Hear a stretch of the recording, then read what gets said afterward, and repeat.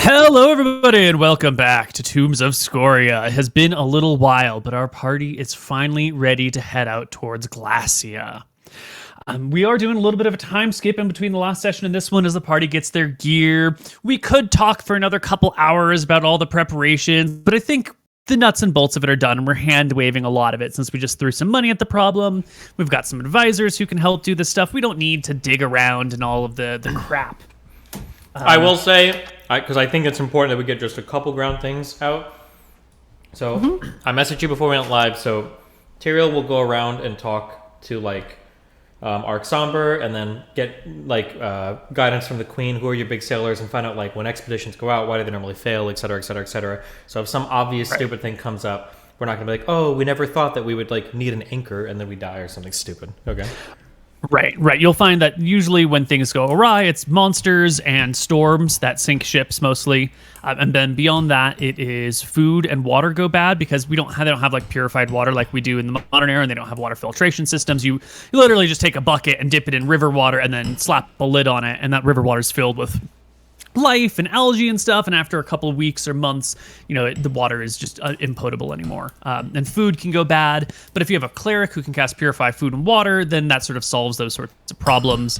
And those problems are mostly on board ships. Traveling over a frozen area, you don't have that as big of a deal because cold keeps things fresh. So nothing terribly unexpected would have come from those sorts of conversations.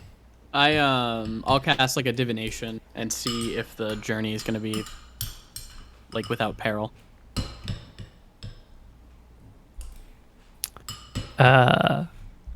Yeah. Much danger awaits you on your journey. No, sorry, the journey there. Obviously the journey at the place on is the, gonna be big issues. But on the way, are we gonna get our Gotcha. ship sunk, And Gotcha. it is a D100. That actually fails, but I took 3. But we'll see. It's fine. Yeah, you cast your divination about the journey, and it comes back sort of murky. You're not really sure what's going on. So, Before we get into it, I think the cameras need to be swapped around, Stephen, Why? because the name's wrong. Oh shit! It's the top ones this time. Good job. Thank you.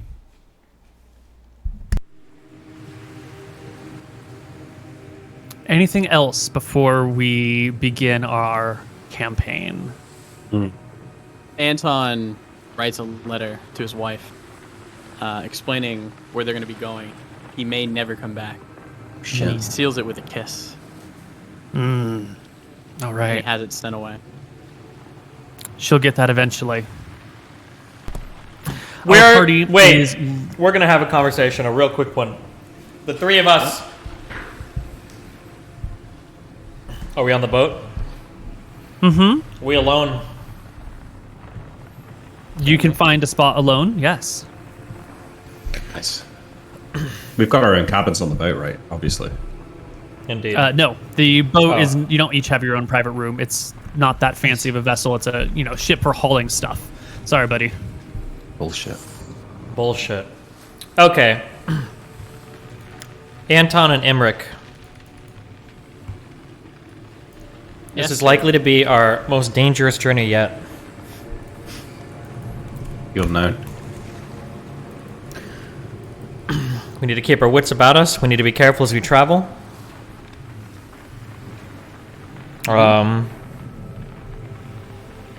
Fuck, I had something I was gonna say and I totally fucking forgot it. I just think that to myself. I nod and I give them both a hug and I say, stay safe, let's be careful. Okay.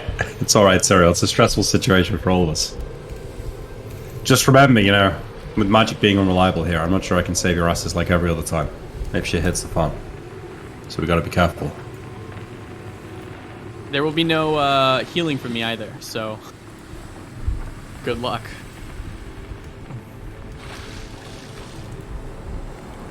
Well, All right. we do what we must. Yeah. Okay.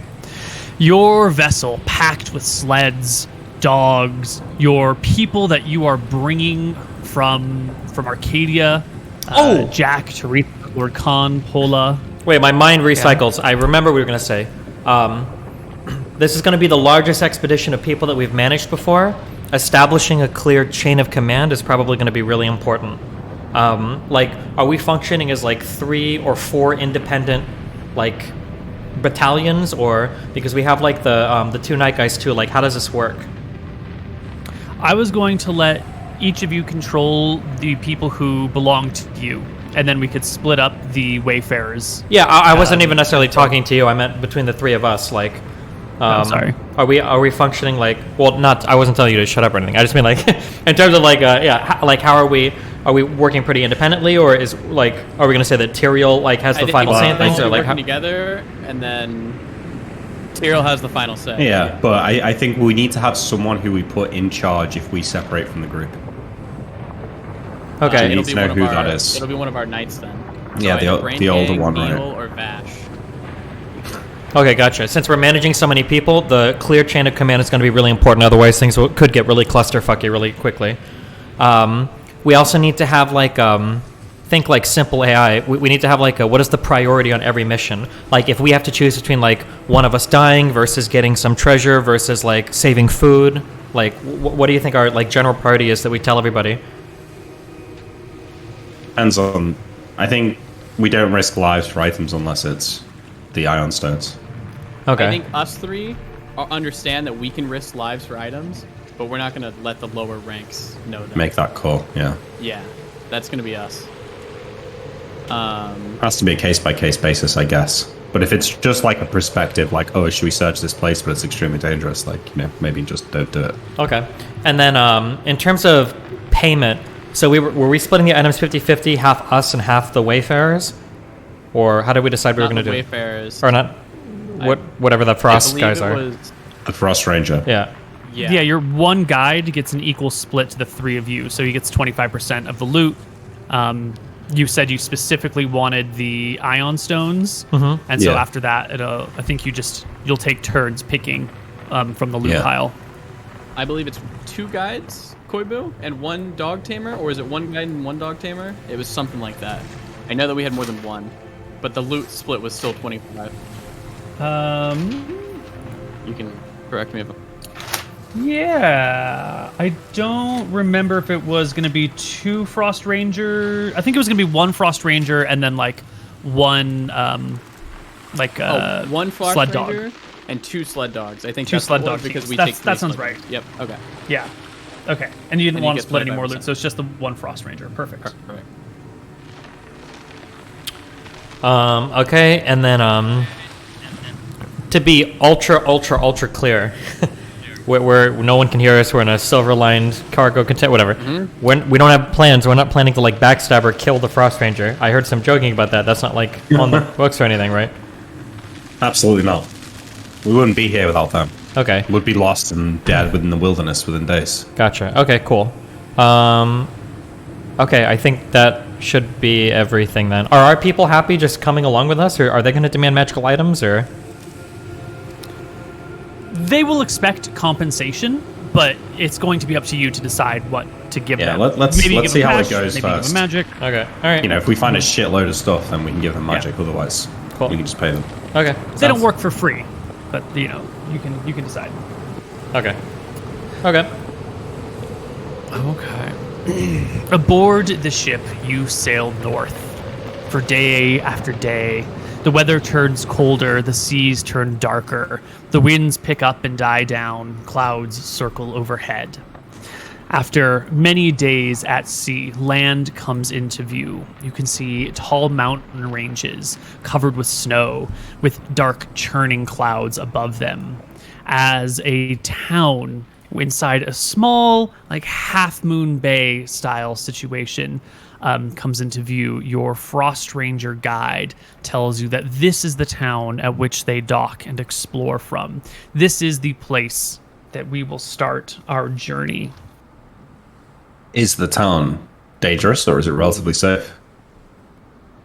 There is no safe place on Glacia. Understood. Oh, wait, Neil, as we're approaching, right, I want to get out my, 50 light stones on the deck of the ship. I want to try to estimate where the anti-magic zone begins by having enough light stones so that if it's random chance, one probably goes off pretty quickly.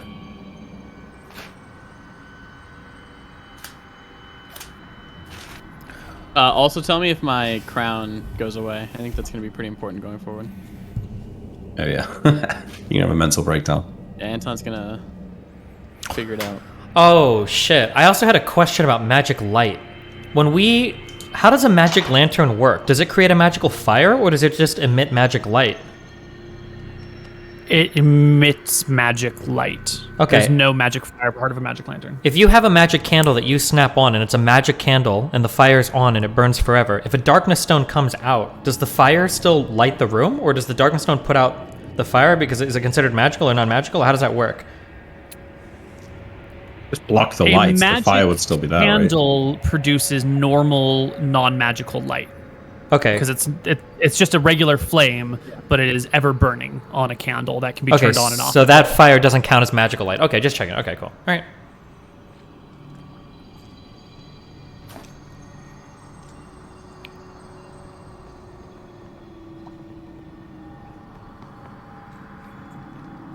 So Nick, you Yes. step out. You see the island approaching, or you see this town approaching, and you pull out your light stones. And as you pull them out and set them down on the deck, they slosh back and forth as the ship moves side to side. But many of the stones are already out. Many of the stones do not light. I did kind of want to have this. So Nick, you Yes. step out. You see the island approaching, or you see this town approaching, and you pull out your light stones. And as you pull them out and set them down on the deck, they slosh back and forth as the ship moves side to side. But many of the stones are already out. Many of the stones do not light. I did kind of want to have this going as we approached, but if you want to say I'd forgotten or not, it's okay. No, you say as you approach, but the stones. The point is can't to try just and sit in work one out spot. where the area starts. Mm-hmm. So as soon as we were even within a day of it, I'd have got them out, and then. Well, you don't know if you're a day. The only time you know how close you are is when the things come into view. When you can see the mountains, you're like, now we're this close. Otherwise, you're just at sea. There's no GPS to be like, well, I can't see it yet, but there's always is it another day? Is it another 3 days? We'll just have to wait and see. So as soon as the mountains come into view, you pull out the light stones, and some of them are flickered out. Okay, well, I guess I'll try and observe the percentage. Yeah, so the percentage grows as we get closer.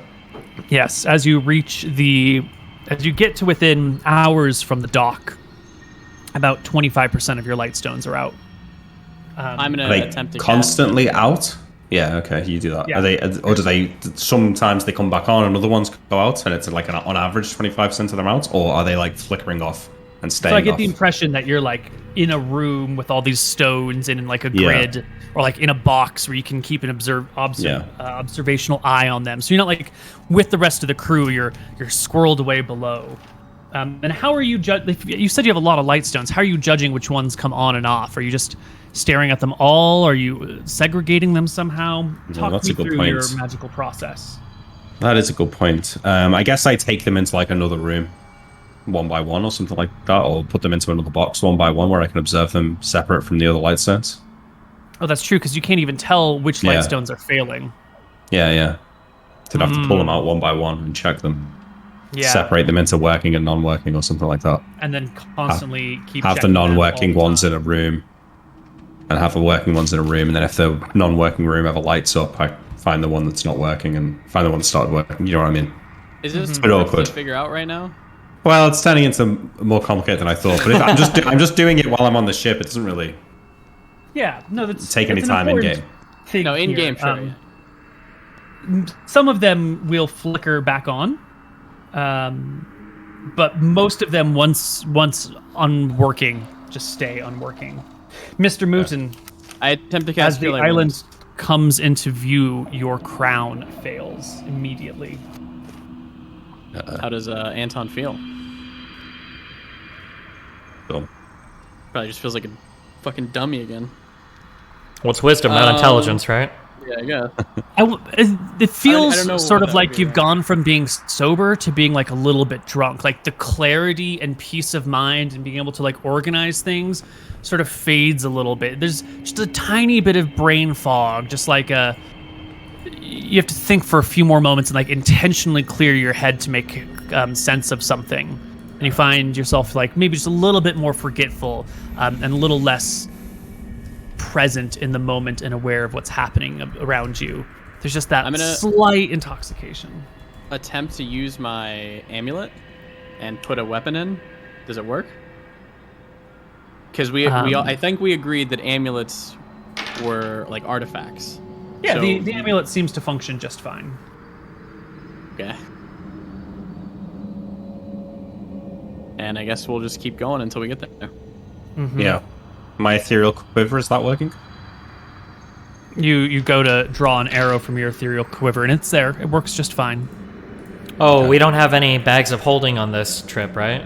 No, we didn't bring bags of holding. Specifically didn't bring them with Because you, we know that we can't, yeah. Gotcha.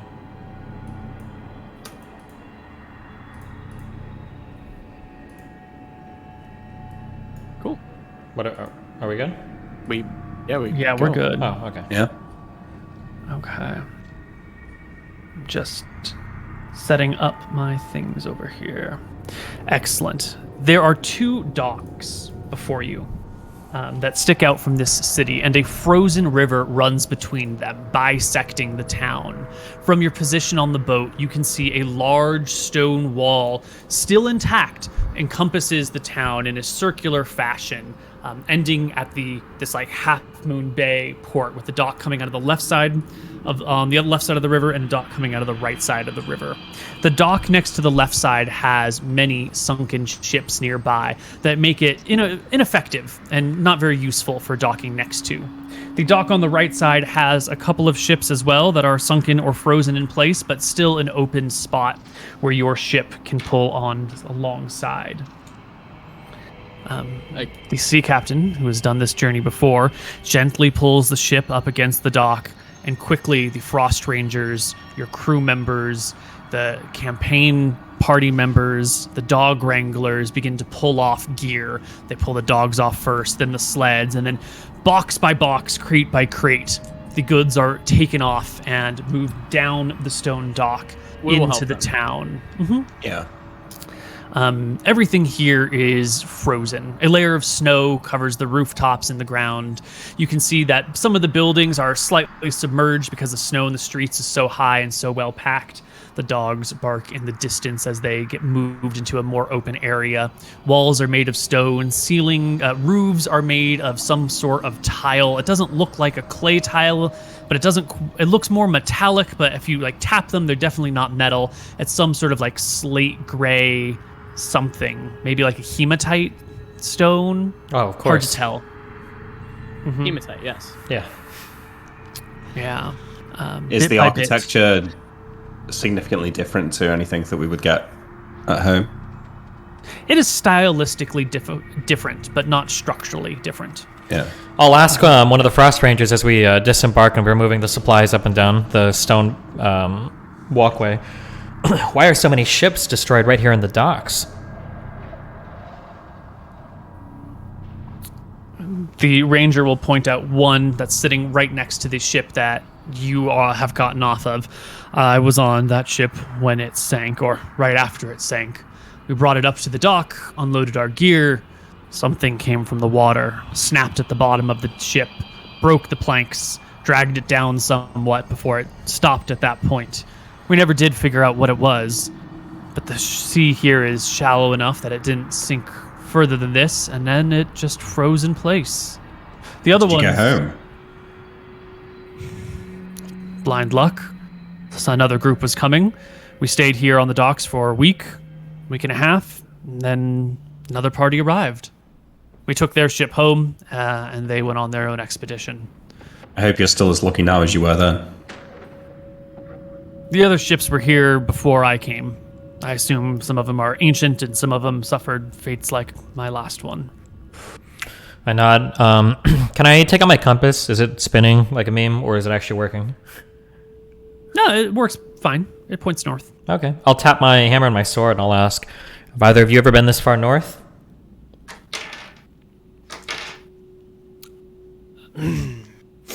The sword will say, I cannot be sure. Sometimes there is drift in space. I can't remember ever being in a place like this or a place this far north. But temporal displacement is a function, and I feel uneasy here. Why not? Something reminds me of an old memory that I cannot quite place. Hopefully no rust monsters here at least. Alright, and then I just continue moving stuff. The walls of this town, are they incredibly well built, or is it weird the fact that they're still intact after all of this time? I don't know. They're thick stone, and it's a cold area. So What about the rest of the town? Is it still well maintained or not?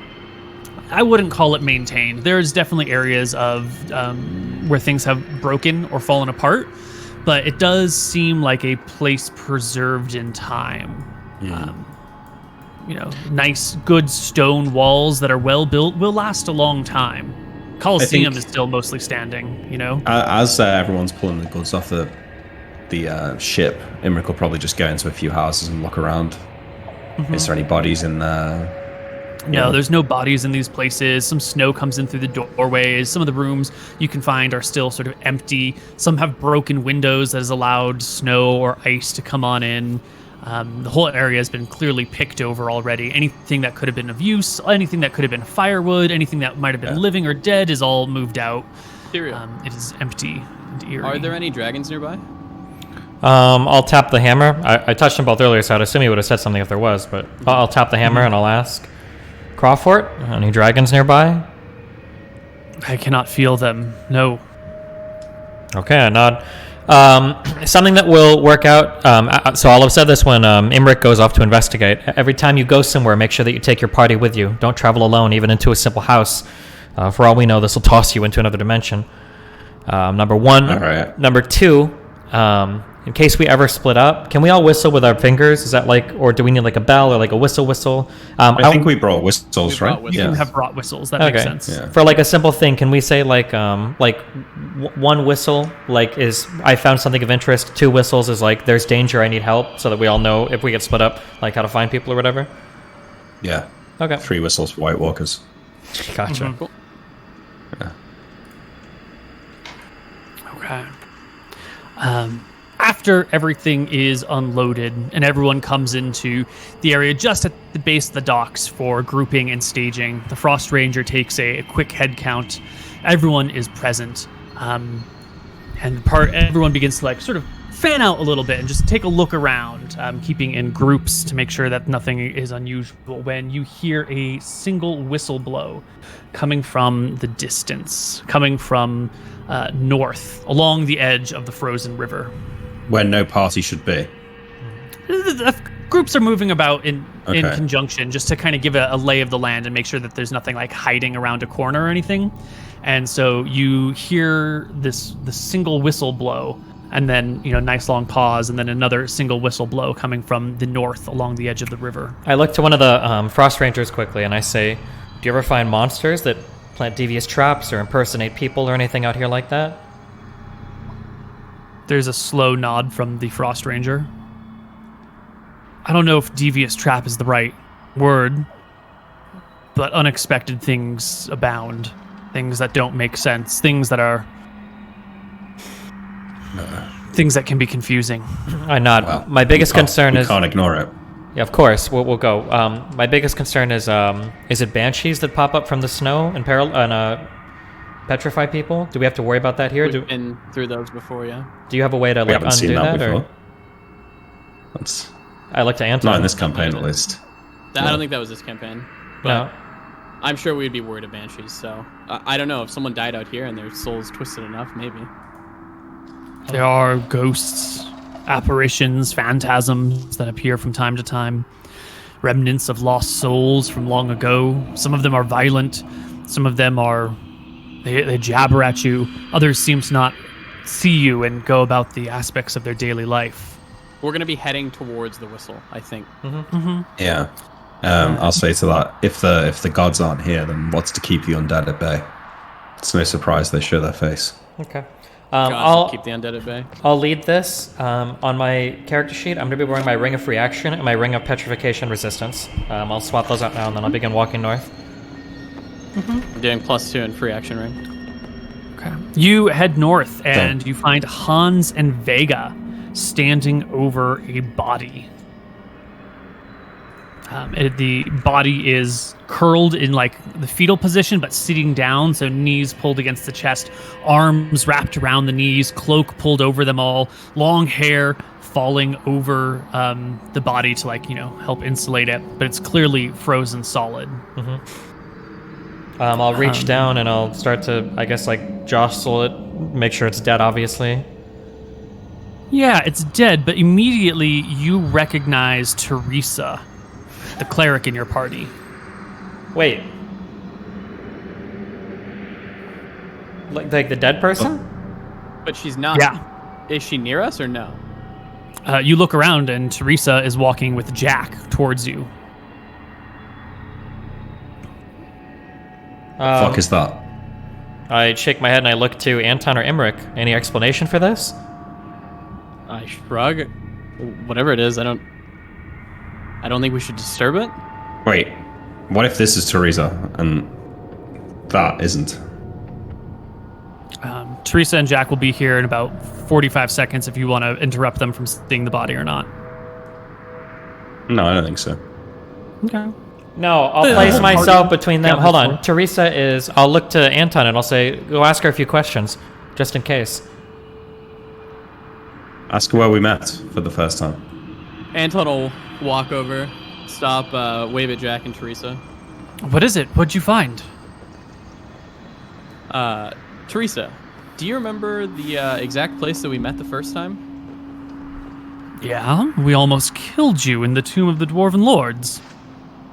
I nod and I'll tell them to come take him over. What's the problem, boy? Says Jack. You'll see soon enough, Jack. I'm Yeah, lost. they approach and see her there. She looks confused and then aghast and horrified. What's this? Anton? We don't know. Is it Yeah. is it wearing her clothes? Does it have her gear? Doesn't have any of her gear, but has all of her clothes. So no We weapon need to or get. anything like we that? need to group up, and we need to No create weapons, like a. no rings, actually no boots. The pants, the shirt, the cloak are there, but the feet are bare. We need to group up as a whole group, and we need to make like a code word now. That I can say to somebody and they can respond, and we know that they're one of us, quote unquote. Okay. Yeah. So what's the code word, Anton? Where Don't does say Balthara. That's easy to guess. Where does the narwhal bake? I'm sorry. I was gonna say something about our queen's name. We'll say Drekus, and then they'll say, what's the queen's name? Valeria. Illyria, yeah. Okay, then does that work? I guess so. I didn't have you down as such a royalist, but Did you say Valeria? Drakus Valeria? the first party Valuria. says Drakus, and then the second one says Valoria Yeah, in response. that works. Okay. No, wait, I shake my Anton. head. The first word should be Megari, and the follow-up should be the Dragon Slayers. I like that better. Sure. Okay. Okay. What is Okay. the significance of... So, we have a body, it has clothes on, but suspiciously and, uniquely no boots. Why? What does that mean? Is there some type of zombie Maybe it's- that walks without boots? Is there some type of monster that can only imitate from the ankle-up clothing, or what does this mean? I asked the guys who have been here multiple times. Yeah. Do they have any ideas? Maybe The it's cross ranger shakes his head. The dog drivers shake their heads. maybe it's been here for a while and something took them. Well, No, I mean, it doesn't the really issue make is sense, that it looks but- like Teresa. Well, I understand that. Maybe it doesn't look like Teresa. Maybe we're just seeing it like that. I attempt to disbelieve the illusion.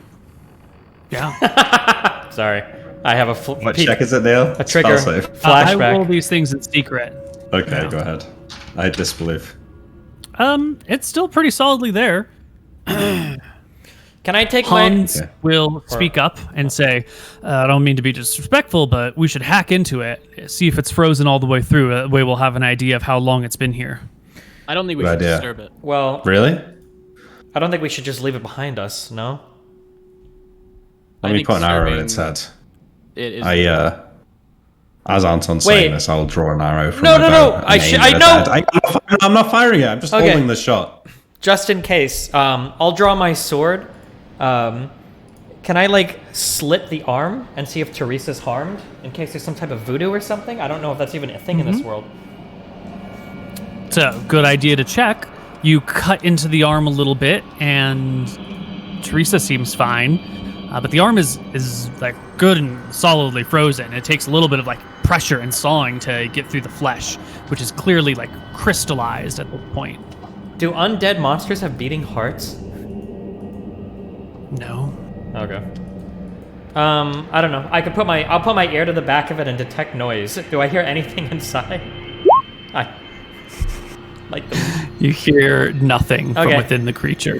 I stand I back. loose the shot Yeah. through the head. Okay. Does it go through, or is it too frozen? It's pretty solid, but the arrow will stick into the skull and then sort of like twinkle out of existence. Final thing. My hammer. It can detect evil. Crawford. Does it feel alignments. anything as like evil here, or? It does not. Okay. I nod and I draw my sword. Shall I remove its head? Yeah, it did. It's giving me the creeps. Wait, says Teresa. Hold on. I looked at Teresa. Why I don't could you feel possibly want this to be comfortable. around? Well, I don't feel comfortable with you hacking my corpse to bits. Jack, I think you should take Teresa away. This is no judgment on you, Teresa. This is a strange situation. I think it's best you stay out of it. Jack agrees with you. Lass, I know you're a cleric of healing, and Martha's a great deity and all, but she's not here to protect us. We'd best destroy this thing, least trouble come to us. And if, well, come on, lass, let's go. And he'll walk with her. Lord Khan and Pola will follow, and the wayfarers will go talk off to the side amongst themselves. I will stand back. I will ready a blow, and I will swing and attempt to sever its head. Yep. You can hack its head off. It eventually falls to the ground. You can roll dice if you want to see if you do it in one blow or two or three. But it is doable. I do. What do I roll? Attack or damage? You just want damage? Attack roll, see if you crit. And then, damage roll, see how high you can do. Yeah, you just 16 and 32, you rip its head off, no problem. Cool. It rolls to the side, frozen all the way through. Okay. We keep All right. going. I guess we load up the dogs and we're gonna make our way. Yeah. Get the sleds out into the open field and start loading them up, and then Okay. let's make a move out of this weird town. At this point, your Frost Ranger will tell you there are 3 exits to the city. There's one on this side, and then there are 2 on the other side of the river. There's one Which on is this side the and least 2 on the- explored. The least explored would be the northwest exit. Why is it explored least? Just by chance? Or Their mountain ranges to the north and to the east, north and to the west. There's a pass between them that heads deeper inland, but it's not well explored. There's a dark forest there. I don't know why it isn't explored, but no one has come back with reports of it. my worry is if we take the well-explored path, we'll have to travel for much longer before we find areas untouched by your brethren. That is true, Yeah, what although was they the said, name? Explored areas are- they said that the deeper we go, though, the more likely there is to be great treasure, no? Yeah. What was the name that we were given from Velthara for me It's sacrificing Saladin Keep. Taladin Keep? Yeah. On that note, Neil, is there any signs by the gates out of the city? You'll have to go to them. Yeah. So, The gate's the you wanna- closest gate. Yeah. yeah, the one over here on this side of the river. You can walk to the gates with the rest of the crew, the sled dogs coming behind you, and emblazoned in the very ground itself, the stonework here not covered by snow, are letters. They don't make any sense, but they spell out, if you were to pronounce it, something like Felos Magnar, Felos space Magnar, just like carved into the ground itself. And, Your frost ranger friend will say, "We see this word. We don't know what it means. It could be a direction. It could be a welcome. It could be where this road goes. Could be anything." I crouch down next to it. My glasses, do they translate it? No, it just says.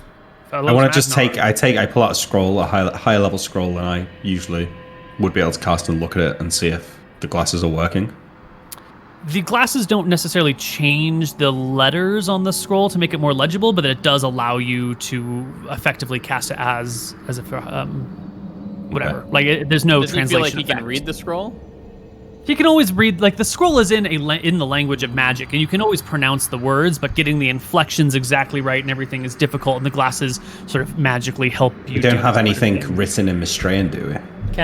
I'll take out a quill or something and write a Yeah. note or something? Yeah. Yeah, great. okay. Yeah, you can look away, and then look at it with the glasses, and it'll translate to Drekisian for you. No So problem. the glasses are working, but it just won't. So it must be the name of a place then, perhaps, as opposed to a word like welcome. Yeah. Let's try the other gates. Okay. Okay. All right. You come to the bridge that crosses the frozen river. And it's big. The river is long, or wide. It's about like 100 feet across. And this bridge is about 100 feet long and only about 10 feet wide. It seems to be the only bridge in the river, and it seems unnatural, like uselessly narrow for a major port town to only have one bridge crossing a river and having that bridge only be 10 feet wide. That means you can only drive one wagon across the bridge in either direction at a time. But as who's the first to step on the bridge? We should probably always decide who goes ahead of the party. Right So who now, wants to it's be the one probably to either cross? Anton or Tyrael. Yeah. I'll always step first since I got the petrification ring on. Yeah, you step on the bridge, and even though the river's 100 feet wide, and the bridge is 100 feet wide, you find yourself halfway across the bridge after only a few paces. Those of you standing on the shore watching, or walking behind him, will see him take a few steps and be halfway across. Well, is he taking as we very long move- steps or what?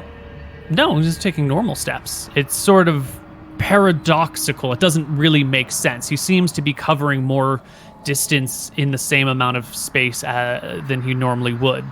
It's sort of... I'm trying to describe to you something that cannot actually happen in the real world. So yeah. Okay. Yeah. And as you move to the side of the bridge, Tyrael, in probably a little bit of confusion, you'll find that even though the bridge is only 10 feet wide, you have about 30 feet of space to cross the bridge side to side. I nod. Okay. Takes now that you're unintentionally halfway across, do you finish crossing? I may as well. I mean, Anton will come after him. Yeah. Yeah. Tyrael will be You ahead, catch up but- practically instantly, Anton. And you will cross to the other side of the bridge fairly easily with no ill effects. Okay, are we here? You- Are we here to cross to continue on in this endeavor, or are we here looking for signage? We're checking the gates. We're going to check the other two gates on this side of the river. What are we checking them for? Just see if there's any Words. signs. Because if there is a sign saying solid and keep, it'd be pretty stupid if we missed it. Oh, okay. Yeah. And we needed to go to there because the That's where That's the where Ironstones are. Velthara told us the Ironstones were. Gotcha. Yeah. All right, so Wait, did once we- they get to the side, Did we I'll utter that cross. name to the Frost Rangers to see if they were familiar with any signage about have that? no idea. They had no idea. Okay, gotcha. Yeah, they don't know. Are you two okay? I shout across the river. Yeah, it seems fine. Let us cross first, then send two at a time. Okay. So once you So get me and across, Tyrael I'll will go. continue. Yeah. We'll cross Go the whole over way. 2 by 2. It is an easy thing to cross the river. There's no ill effects, but the bridge does bend space in a weird way, so that it's only 30 feet long and 30 feet wide instead of 100 feet long and 10 feet wide. Okay. But yeah, eventually the four of you cross. I assume everyone crosses over eventually. Yep. Yeah, the whole party comes across, no problem. You go to check the other 2 gates, and they are, covered in snow. It'll take you a little while to dig around in the weather here, or dig around in the ground. The southwest exit says... Why can I not... says Kodia, Kodia. And again, your glasses do not change it. And the northwest exit, after digging through the snow, will say the word Saladin carved in great stone letters. Well, That's what we want. there we go. We're going that way, boys. Yep. That was easier than expected. There's not like a number or anything next to it, right? No. Okay. I say to the Frost Ranger, had you not seen this sign before? We asked you about Saladin Keep. You said you'd never heard of it. I've never come this way before. I've always headed out to the east. West is, I don't know. I haven't been this way. Well, this is a good start. By now, the sun is beginning to set.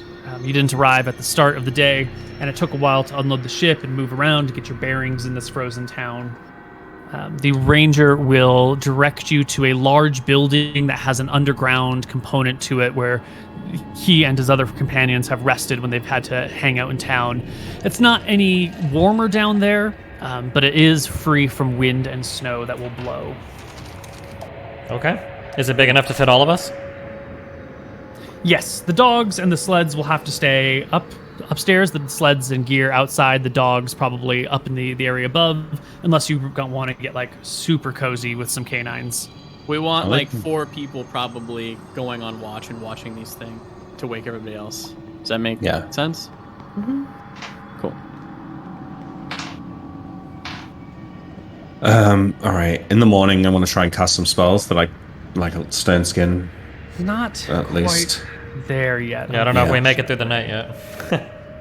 I was more like just telling you two that I'll try. I'm not going to be able to cast spells during the day, but in the mornings I can.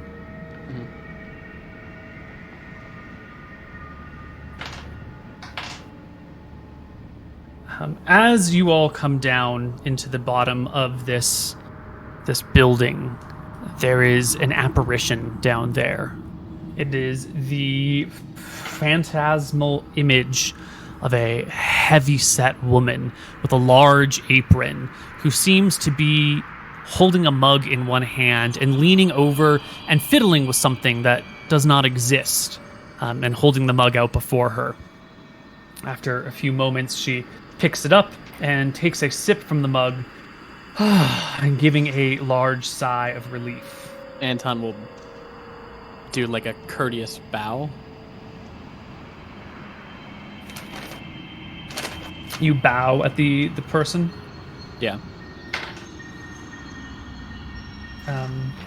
She looks up at you. This bow sort of catches her attention, and she walks over to you and says something to you in a language you don't understand. Might as well be Finnish for all we know. Just jabbers at you a little. What's the body language like? At first, when she was, pouring herself a drink from something, it seemed tense and then relaxed. And now that she sees Anton, it's a little bit more worried. Her brow furrows, her voice rises in pitch. The tone becomes concerned. Anton will point at his ears, and then he'll nod, shake his head. She reaches out a hand for you and taps your amulet that you hang around your neck. And she taps it over and over again, although you don't quite feel the force of her finger. Anton will nod at her.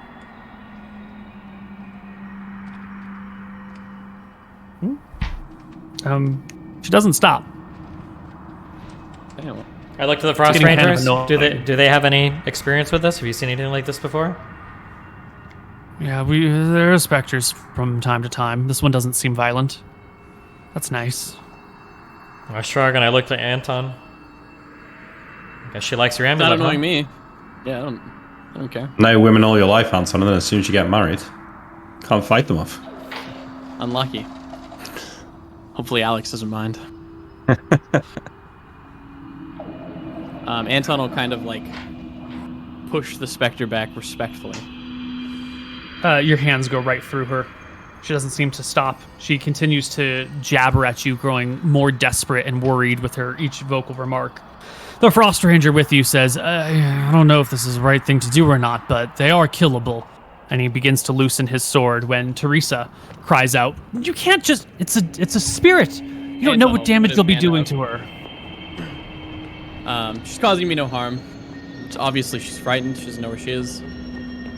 I don't want to kill any spirits or anything like that. Just leave her be. I'm not annoyed with it. Let's just try and rest. The group shuffles down. The ghost remains, following Anton everywhere he goes, clipping through other people as if they're not there, badgering at him, pulling at him as best as she can, even though she can't actually touch you. Is she still fascinated with the amulet, or just with Anton? She returns to the amulet from time to time again, but she seems to be pleading with Anton for something, and her whines and kind of desperate cries slowly grow in volume until they're like, mild shrieks and slight wails. I guess as we're like sitting there for the evening, I'll say to Anton, perhaps the Spectre wants vengeance, Anton. That is my guess, or perhaps the Spectre is pleading with Velthara to stop the vengeance. Keep in mind, when I talked to Velthara, she said that there's much vengeance already happening here, and she will not put an end to it. I think this is her work. Anton will try and cast tongues. Fantastic, right? Well, I'm saying. Oh, you might be able to cast your spells that you already had memorized, I don't know. It fails immediately. Okay. You say the words, you go through the motions, and you don't even feel magic coursing through you. You feel like a street magician who's faking it all in the process. Interesting. I do have a scroll of tongues, but I don't think now's the time to use it. I don't either. Yeah. Montem speaks up and says, I hate to be a bother, but there's no way any of us are going to get rest with this relentless woman wailing at us all night. Anton will do turn undead. Again, nothing comes from you. Your divine magic is just empty. Range. I'll look to the Spectre and I'll draw my sword. It is a magical sword. Well, hopefully. And I'll shout out to the Spectre. I'll just say, leave and be gone. And I'll wave at it with my sword, try to wave it off. It's like she doesn't even see you. She has no concept that you're here. And Teresa will get up and come before you and say, you can't just start killing these things. This person could be locked in time. She might not be a ghost. I look to Teresa and I say, answer. What alternative do you suggest then? We're not going to sleep with us down here. Anton, maybe you should sleep in another room. At least then the rest of us can rest. No, I shake my head. We're not sending him off to another room. We'll slay the Spectre. No, Tyrell, I don't think we should just randomly kill things here. We're here for items. She's not bothering me. Just leave her be. It's fine. She can't do anything. Where are you going to sleep? Well, let me see. I casted Iron Vigil, obviously, before we got here. And it allows me not to sleep, eat, or drink, or whatever. For fucking 1 week plus 1 day per level. You can just go and watch them. Yeah, everyone else is cold and tired, and you find yourself just cold. You don't seem exhausted. You feel like you could stay up all night.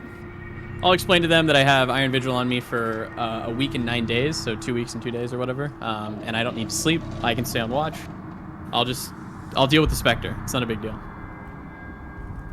Okay, all nine. I'll say you can. Stay vigilant. If anything happens, I'll handle it.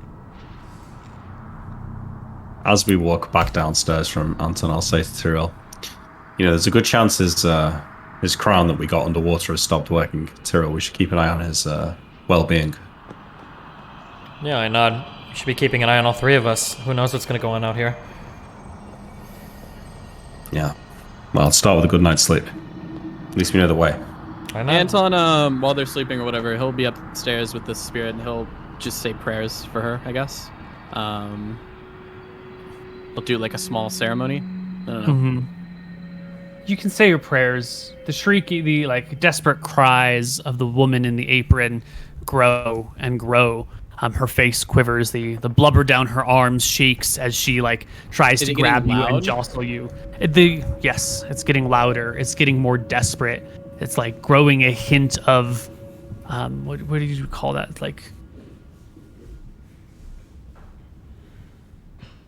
anguish, Anton is, unrelenting suffering. Okay, everybody's downstairs. We know that the Teresa cleric is going to have a big problem if we slay the specter in front of her. So Anton's going to kill the specter, and the Teresa cleric won't know. The specter will have went away when I said some prayers. So here's the attack roll. 27. Yeah. Your spear goes right through the specter, and it just evaporates and is gone. Cool. And you are left in quiet. Are you taking watch with anyone else, or is it just you on watch tonight? I will want watch with 3 others. I think Okay, 4 so the people other to people watch will- when we have such a big party, or 2 or 3. Other people will rotate through then. Excellent. And I'm just going to assume we're not going to have the sled drivers on watch because they're not warriors of any kind, and they're Correct. probably not. Okay, we'll just rotate through. On watch when I killed the specter, it would have been me and Brain Gang. Okay. That night, the weather takes a foul turn, and it doesn't begin to rain, but it does begin to hail.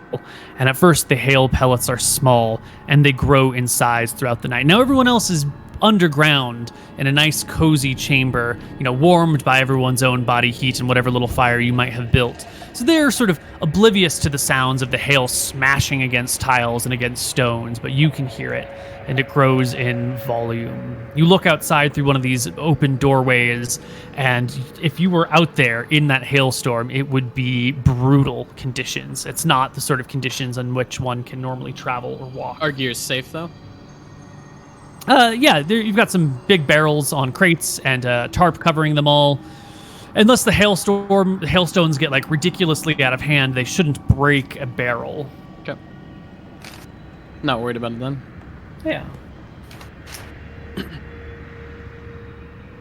And why don't we take our first break right here as everyone settles in to sleep for the night? All right. We'll be back.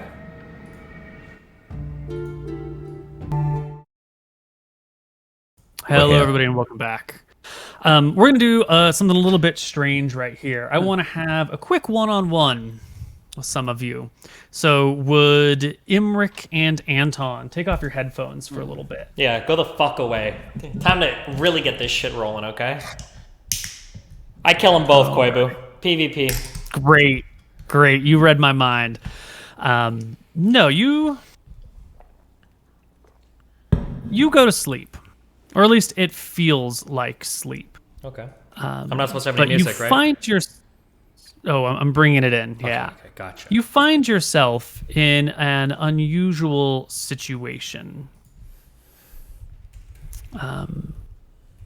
You find yourself sort of drifting through a void until a familiar sight comes into view in the distance. It is the castle at Wicthron Rarenta.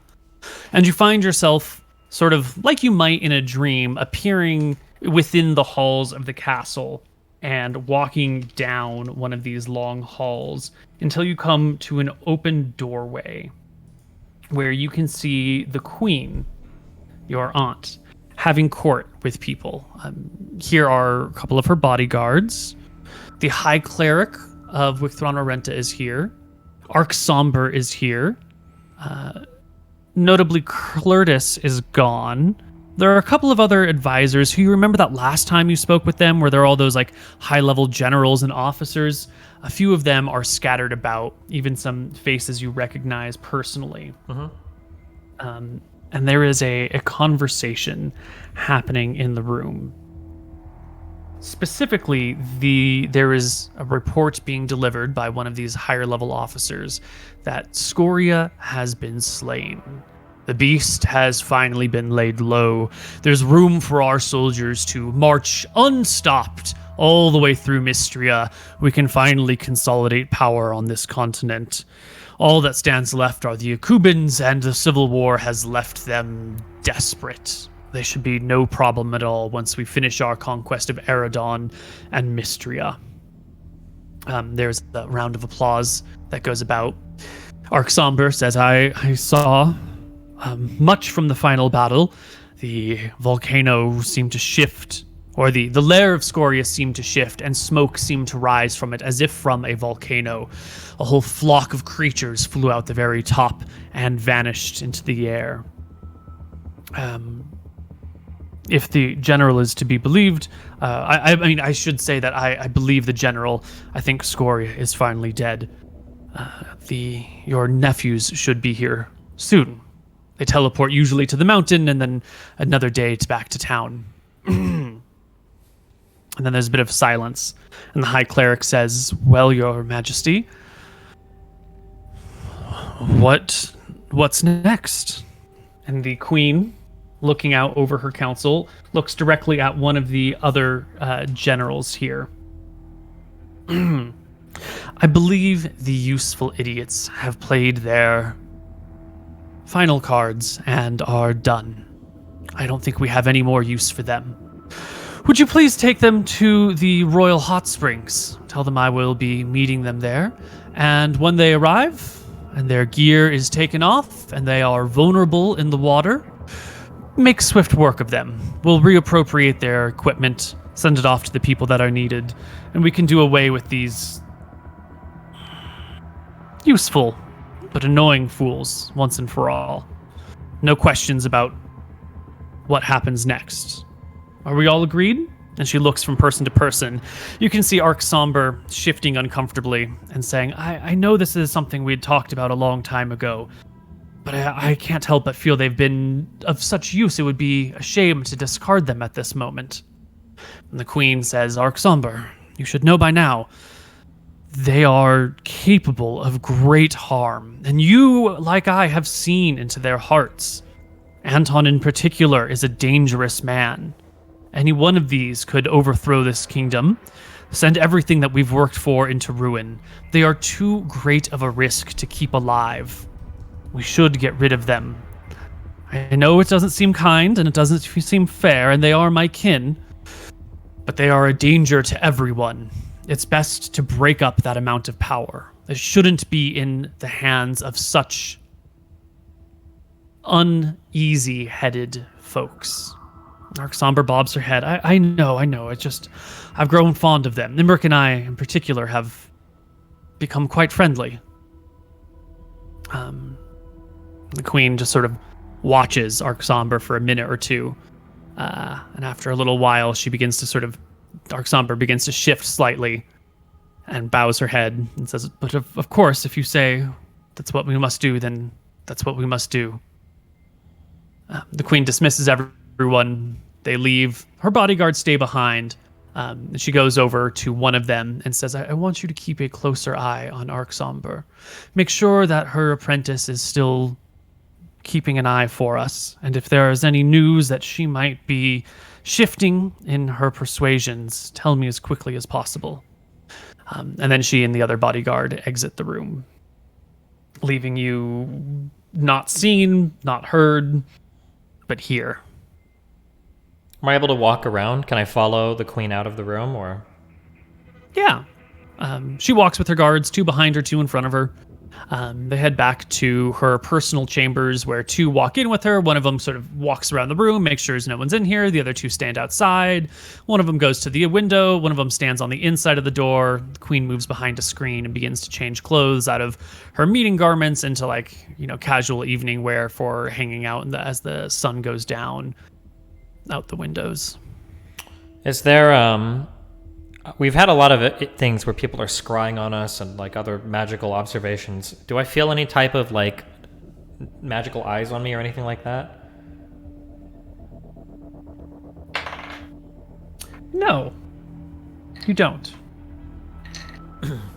I nod. Everything Does this feel fine and ordinary. More real than most dreams would feel? Is this a pretty exceptional dream? Yeah, you're hearing direct conversation. Mm-hmm. Aside from the approach to the castle where there was misty voids and then you're sort of in the castle. Aside from that, this feels more like scrying than it does dreaming. I speak into the air. Is somebody showing me this? There comes no reply.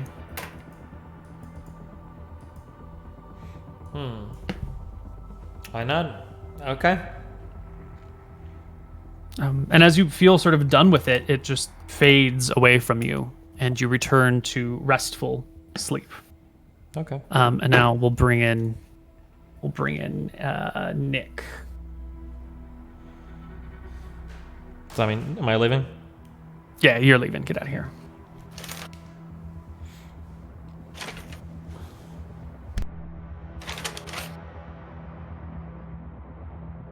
Nick, hello. Hello. You're muted. Perfect. Your night goes sort of peacefully and without problem. Great. But when you wake up in the morning, you find that the chamber that you're in down here is sort of empty. Like your other party members aren't around, and there is a note sort of sitting on the staircase leading up out of this basement area. Is there signs that they were here, like their sleeping bags, bits of food? No, their gear is gone. Okay. Like they cleaned up, or like they were never here? Hard to tell. Like they cleaned up. Like you can see footprints and the ground has been disturbed. All right. I mean, I walk up to the... I guess I go upstairs to see what's going on and then see the note, so I will read it. It says, "Brother, without your magic, we have no use for you. We're going on without you. Please keep an eye and make sure that the town is safe for our return."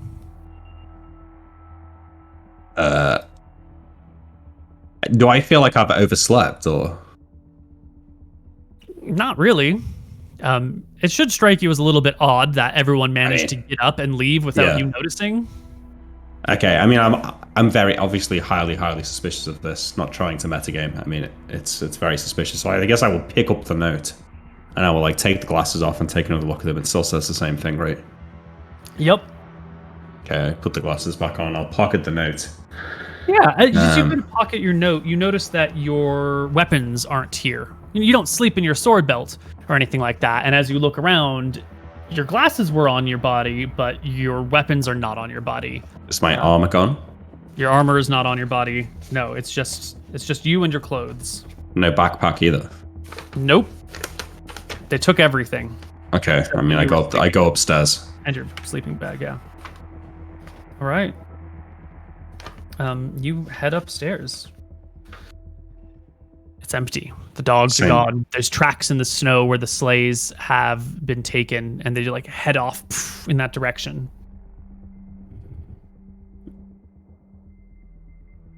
How strange. I think I will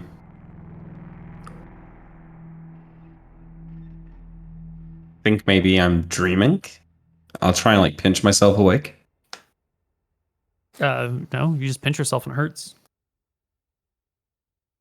I mean, not that much. Like, it's cold, so your skin's kind of numb. So it's that, like, I can feel myself pinching, but, like, you know, all your senses are slightly dulled. What about, like, my side, like, my dagger and stuff like that? Like, is that all gone as well? Yeah, it's all gone. You wouldn't sleep with your dagger. Like, you'd take your belt off to sleep usually. It's pretty uncomfortable. Yeah. So I've got no armor, no weapons. I will... Do I have a whistle hanging around my neck? Nope. Just I'll go out. I take a few steps out into the snow outside of the door of this house. It's freezing, right? Mm-hmm. There's very clear tracks where the party has gone. I mean, I call out, Tyrael! Anton! Into the blowing give me a winds. check. Okay.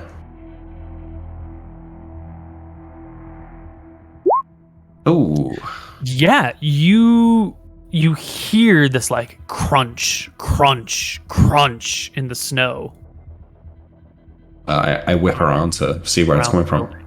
Yeah, you can look around this building and see a very large, white-haired, ape-like creature with long fur coming off of the face, stalking towards you. Arms dangle past its knees. Its biceps are big around as your thighs. This massive Yeti-looking creature is coming towards you. Stomp, stomp, stomp. Back into the house. I've got no weapons at all. I mean, if I look at my character sheet, is everything gone apart from my clothes? You're just wearing your clothes. Yeah. Yeah. I go back to the house and then close the door. and start looking around for a weapon. As we said before, these places are all pretty empty.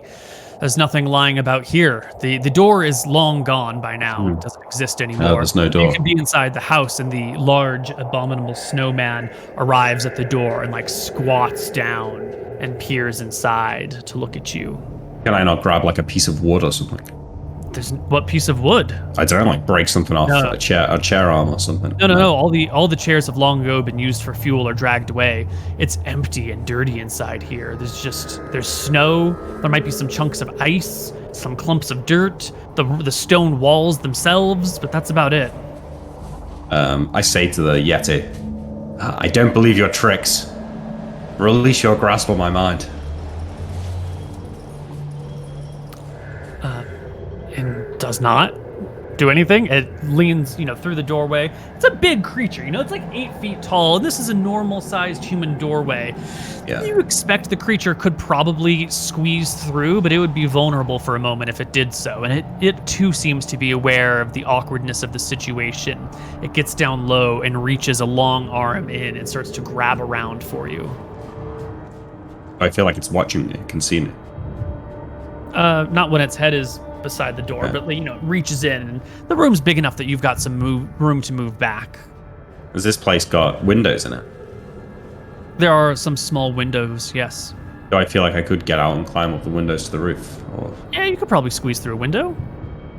Yeah, while it's not looking, I'm going to try and do that. I want to squeeze out of the window and try and climb up on the roof quietly. All right. You give me a dex check as you slip out through this window. No problem.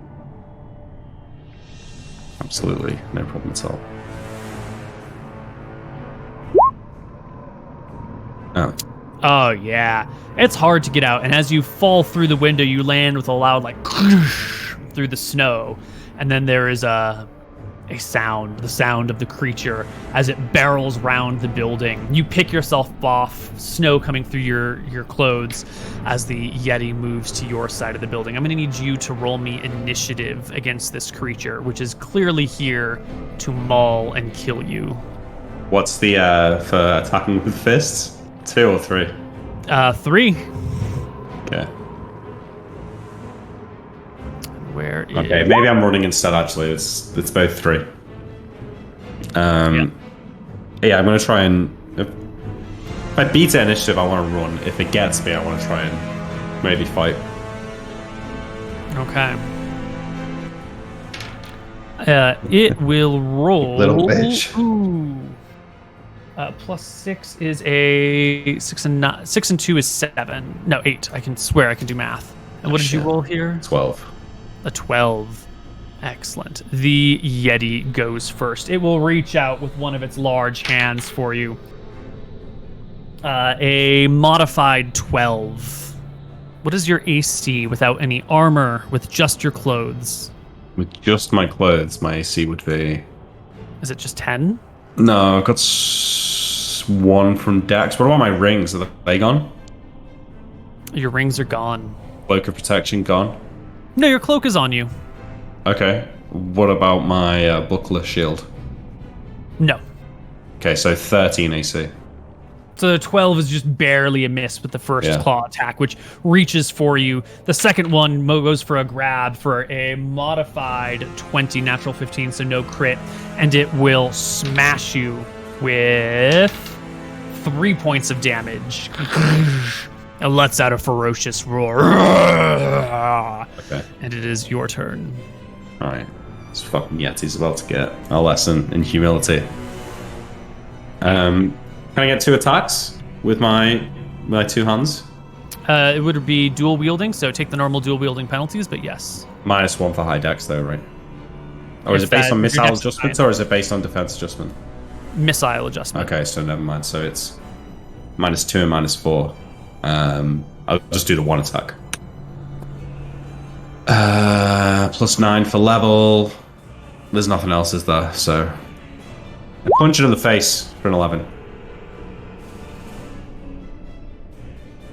To hit, AC 14 on this creature. Oh, no, so it's a miss then. Yeah. Whoosh. Or it's more like you go to make a slam against it, and you impact it, but not appreciably damaging it. Do you have an offhand attack that you were going to do? No, I didn't take the -2, so no. Okay. Then we will roll initiative for the next round. I'm just adding the initiative options back into the character sheets. All right, our Yeti will roll with a 9, and you got a 6, so go ahead. You and the Yeti are like back against the edge of this building, the windows next to you, the roof slants up above you, the Yeti towers over you, open streets to behind the Yeti, another building to your right, a small alleyway behind you. Snow is whipping around all over the place. Do I feel like I could disengage through the window or not? If you take as an action, yes. You could probably do some sort of feint, try and provoke it in a different way, and then leap through the window. Again, it's going to require a dex check to get through gracefully. That's what I do. All right. Dex check it. Dodging the Yeti and then leap through the window with a 26. Easy peasy. You roll inside, clear and free of the monster. What are you going to do from the inside? I don't know. I go back downstairs. I want to look around that room. Yeah, you head back downstairs with the rest of your movement. You can hear the Yeti stomping round the outside of the building, heading back to the front door, and then the heaving, groaning cries of a large creature squeezing itself into a tight space. Ah, shit. Is there any other rooms off this room? The room upstairs is pretty much just one large empty room, and then there's a stairway that heads back through an abandoned doorway. There's no more door in it, and a staircase that comes down to what once was probably a cellar or a basement of some kind, and is now just an empty chamber. And that's where I am. And that's where you are, backed into a corner. Okay. I guess there's no other way out of this room other than up the stairs, and the Yeti's already in the building. Mm-hmm. Okay. I mean... All right. Initiative time. I wait for it to get down here, yeah. Yeah. The Yeti's up there. He sees you down in the basement. And you get to go first. Okay, this time I am going to... hang on, let me look at my spell list.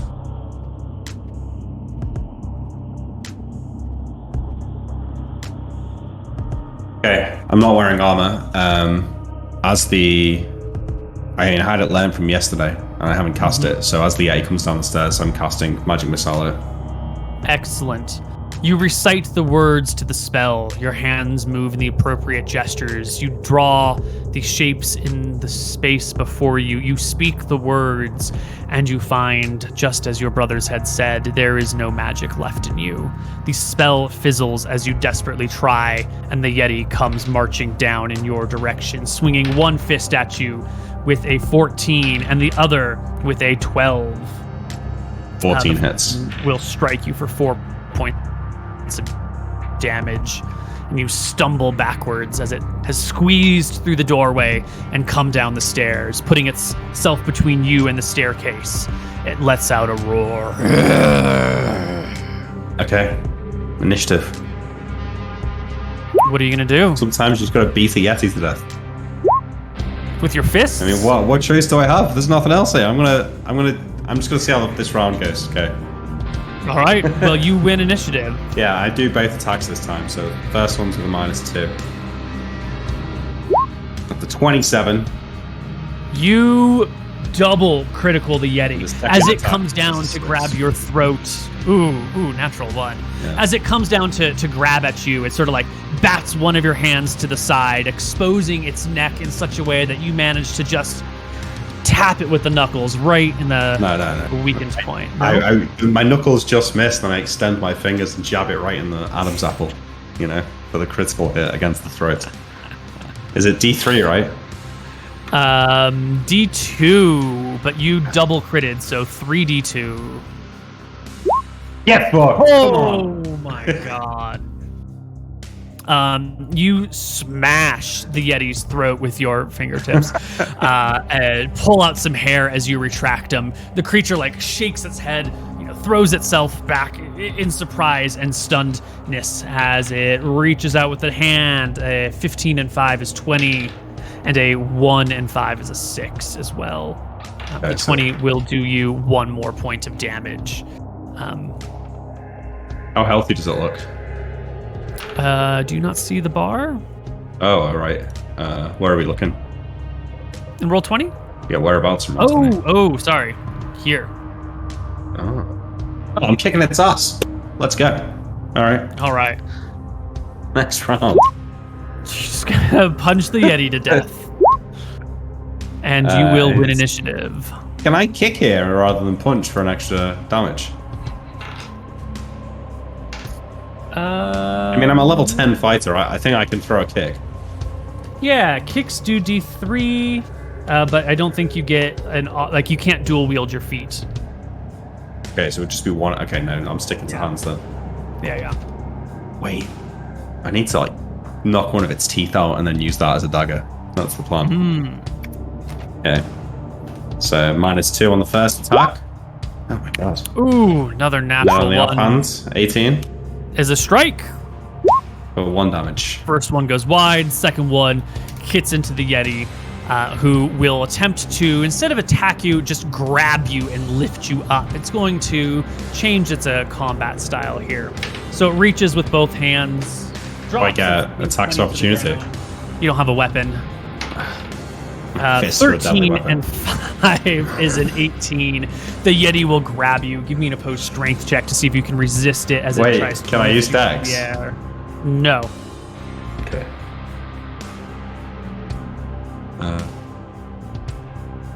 Strength, sorry. 13. It will roll a 29. Yeah. It lifts you both arms up, pretty high right in front of it. It opens its mouth. You can see big, sharp fangs salivating down.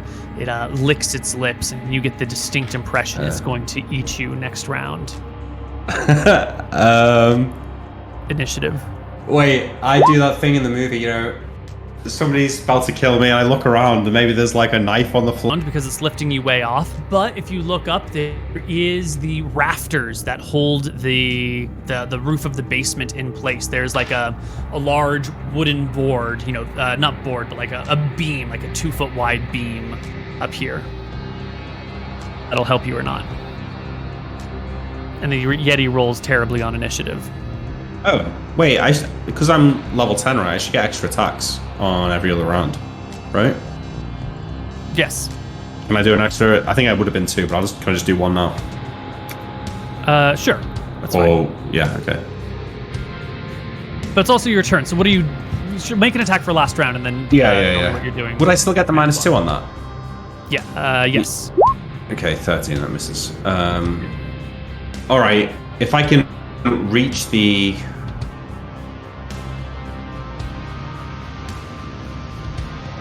girder, the throat or something. Okay, are you gonna punch or bite? Probably punch, because you get more attacks with your fists than you do with your teeth. Yeah. Or maybe you want to go for a bite? I don't know. Well, what's the advantage of the bite?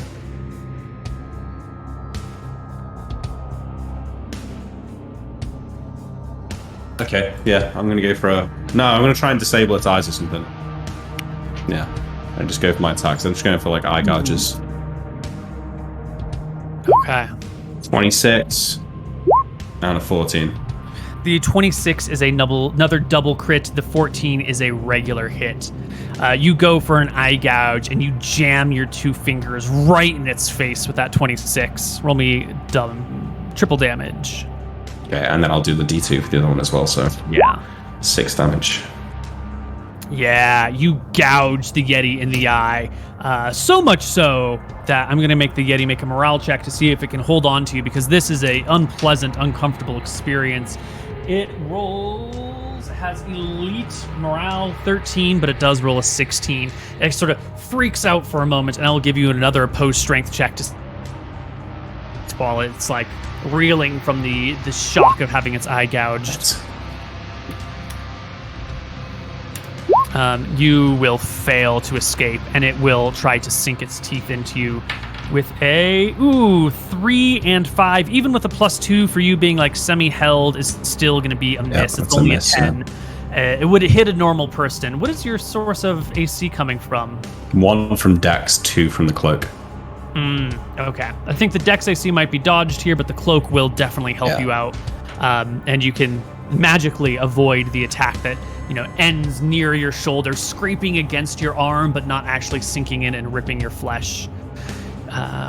Give me initiative. Killing this Yeti, lads. 8. You go first again. Oh my triple god! crit and another hit.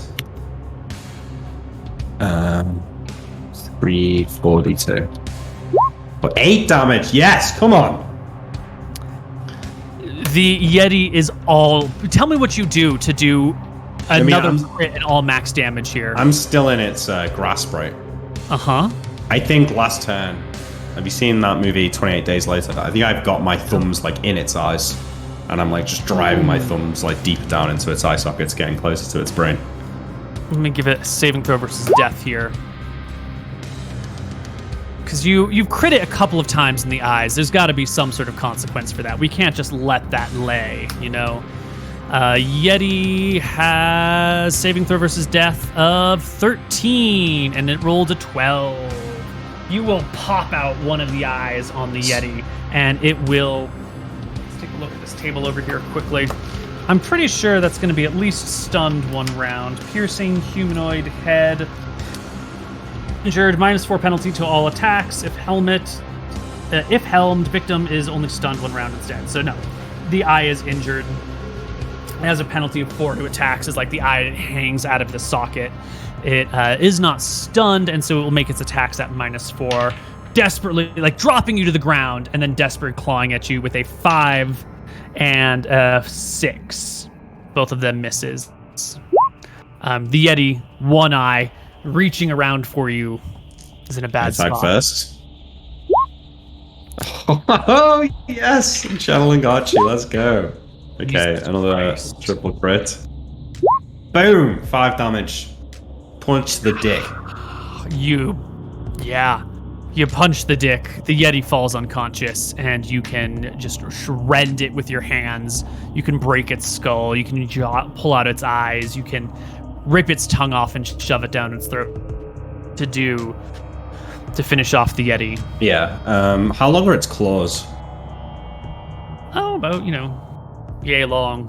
But as you plop down in exhaustion after the near-death experience, everything sort of swims to darkness.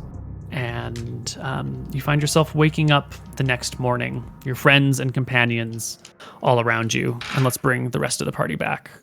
Oh, Anton's not getting a turn. Okay. No, he didn't go to sleep. Mr. Mouton.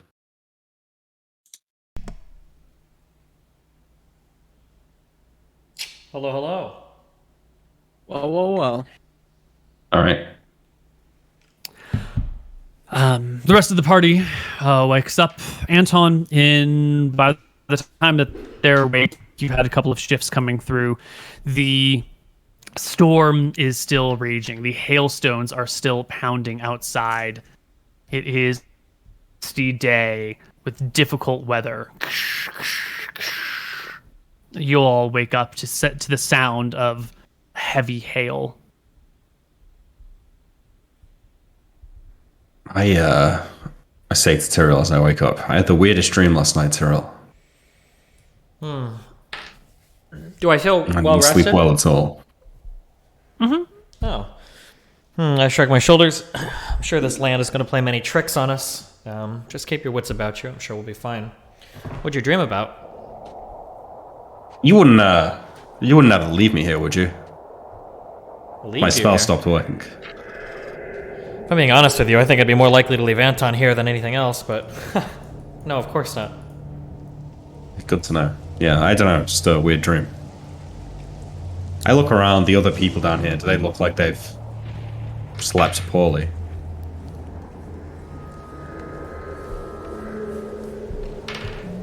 Vash looks extremely shaken as he wakes up and looks around the area. He's got like pale sweat, or his face is pale. A cold sweat runs down the sides of his cheeks. Hans, as well, is seemingly shaken to his core by something. Lord Khan and Teresa as well. So Vash, Hans, Lord Khan, Teresa all look like they've had a really rough night out there.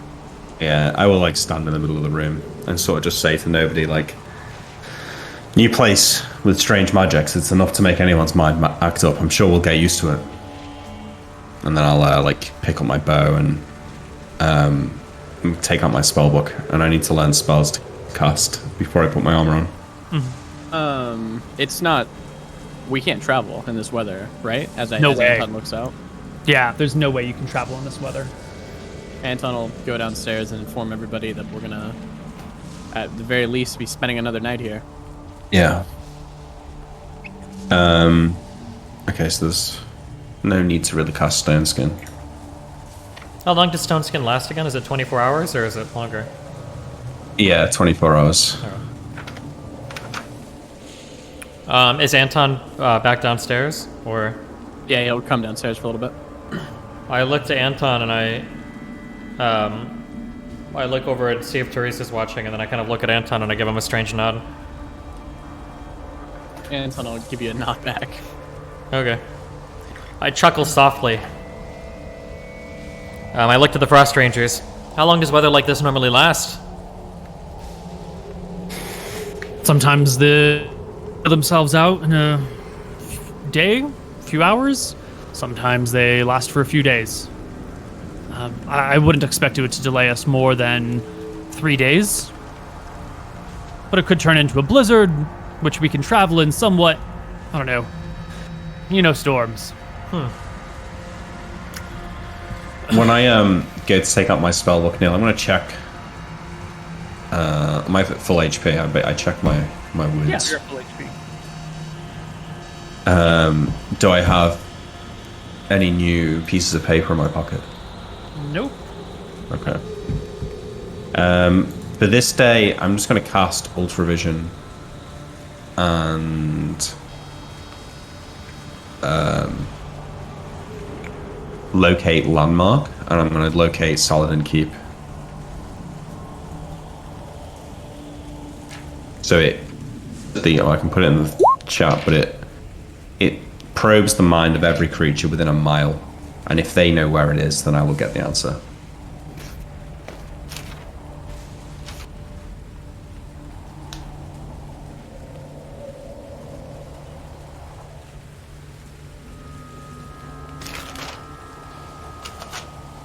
I've heard you. I'm just looking up the answers. Mm-hmm. He must consult the deep text.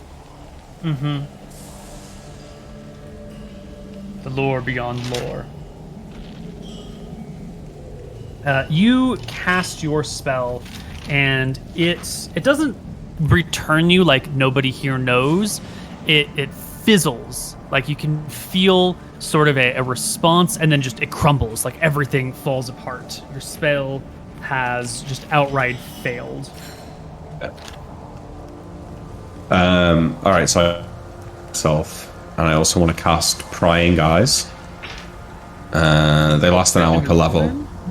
Prying Eyes? Yeah, it basically just creates D4 plus 11 eyes that can travel independently and replay what they find to me up to a mile away. So I'm just going to have them go and search a mile outside the city in all directions and come back. Excellent. Are they going to get harmed by the hailstorm outside? Yeah, I think if they got hit, yeah. AC 16, 1 hit point. Okay. And they can go up to, did you say a mile? Yeah, a mile away from you. Okay. And how many did you summon? 14. 14? Oh boy. Okay. So we're going to say AC 16. Each one has maybe like a 75% chance of being destroyed. Let's see if any of them come back. They should. With 14 of them, you should get quite a few. 14D100 greater than 76 because it's inclusive for some reason. Yeah, 5 of them will return to you after an hour or so of whizzing about. They will show you what they've seen, the empty town all about. Yeah. Dice over here. 6. Oh my, these high rolls. They seem to have maintained their magic once it was cast. Yeah, they seem to be fine.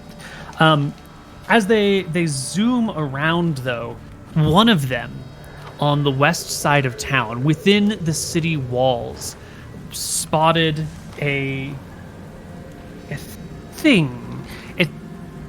A black orb, like a ball hovering in the air. And the interesting thing about this ball is that as the hail stormed all around it, the hail that came close to the creature, to this orb thing, this black orb, maybe about yay big, bocce ball sized, seemed to slow down as it passed near, sort of stacking up. And the closer to this black bocce ball like thing the hail fell, the slower it became. The hail that landed directly on it just began to build up a pile, almost like a hat or a helmet on top of this thing. Oh, strange. Yeah, I think you can probably replay those visions over and over again, and you'll see that within, roughly 60 feet is where the hail begins to slow down, and around 15 feet is that anything within 5 feet of it basically comes to a halt, and then it stacks up on top of it, forming like a big brim until that brim is. I don't think there's 5 feet of hail around here, so it's just sort of stacking and stacking and stacking. Did this one eye that saw it, did it just stop and watch it? You told the eyes to scout things, right? So it came through, it saw this for a moment, and then it zoomed off somewhere else, and then as it explored the city, it came back to it coincidentally still, for a moment, and then zoomed around, and then eventually as how far away is it from the house? It's on the other side of the river, and then a few blocks down, so maybe a quarter mile, 1,000 feet. All right, I mean, when that eye gets back to me, I'll come back and take it to Anton and Tyrell and say, I've been doing some scouting around outside. And one of my eyes saw a strange floating black sphere. Seems to be around itself. I nod. Just stood in a random location on the other side of the river. I'm sure there's going to be a ton of crazy, wonderful things in this area. I don't think we have time to stop and investigate all of them. If we do, we'll make no progress at all. No.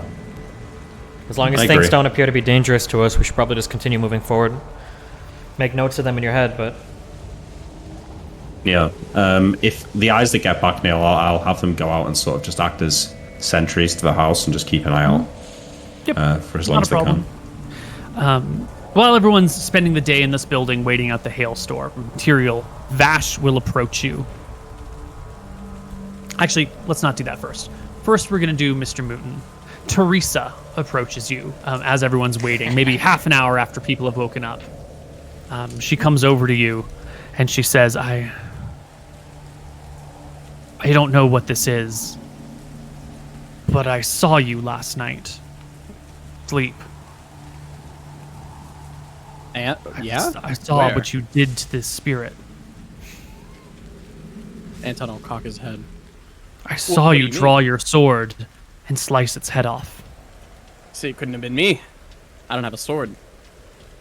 She looks down to your side and brushes your cloak aside with her hand.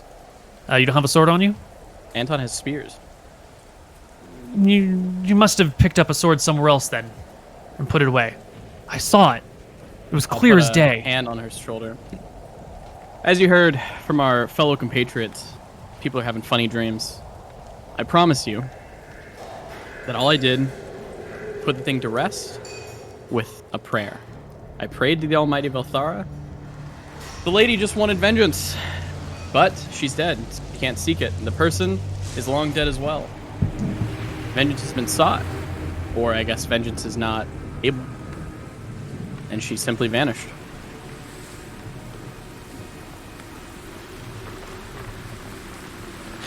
She seems to accept this answer somewhat, and befuddledly heads back to her spot with the other wayfarers crouched in a circle, pulling her knees up against her, huddling together for warmth.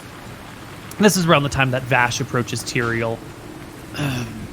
Your Highness, my lordship.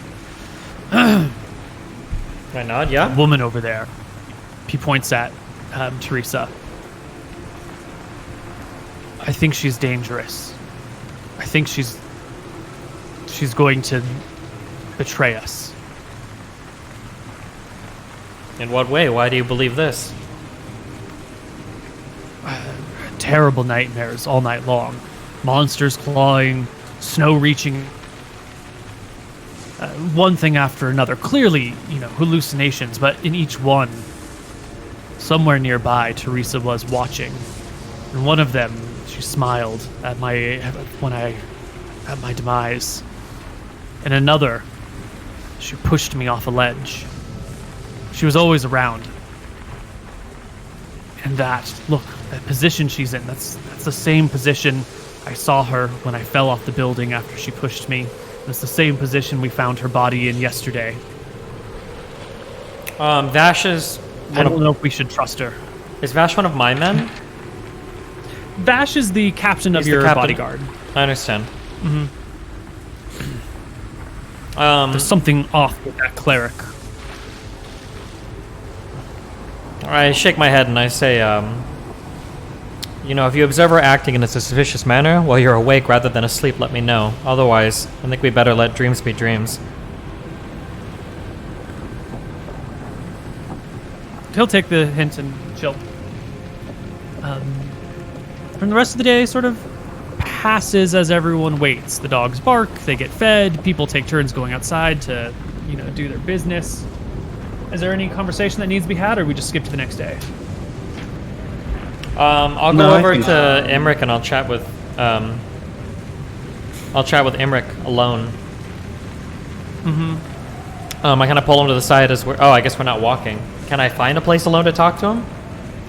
Yeah, there's the downstairs area where most people huddle together for warmth because there's no wind, and then there's the upstairs area where the eyes are hanging out, but wind blows through the open doorways. Yeah. And so it's colder. I'll call him upstairs and we'll hang out upstairs for a minute.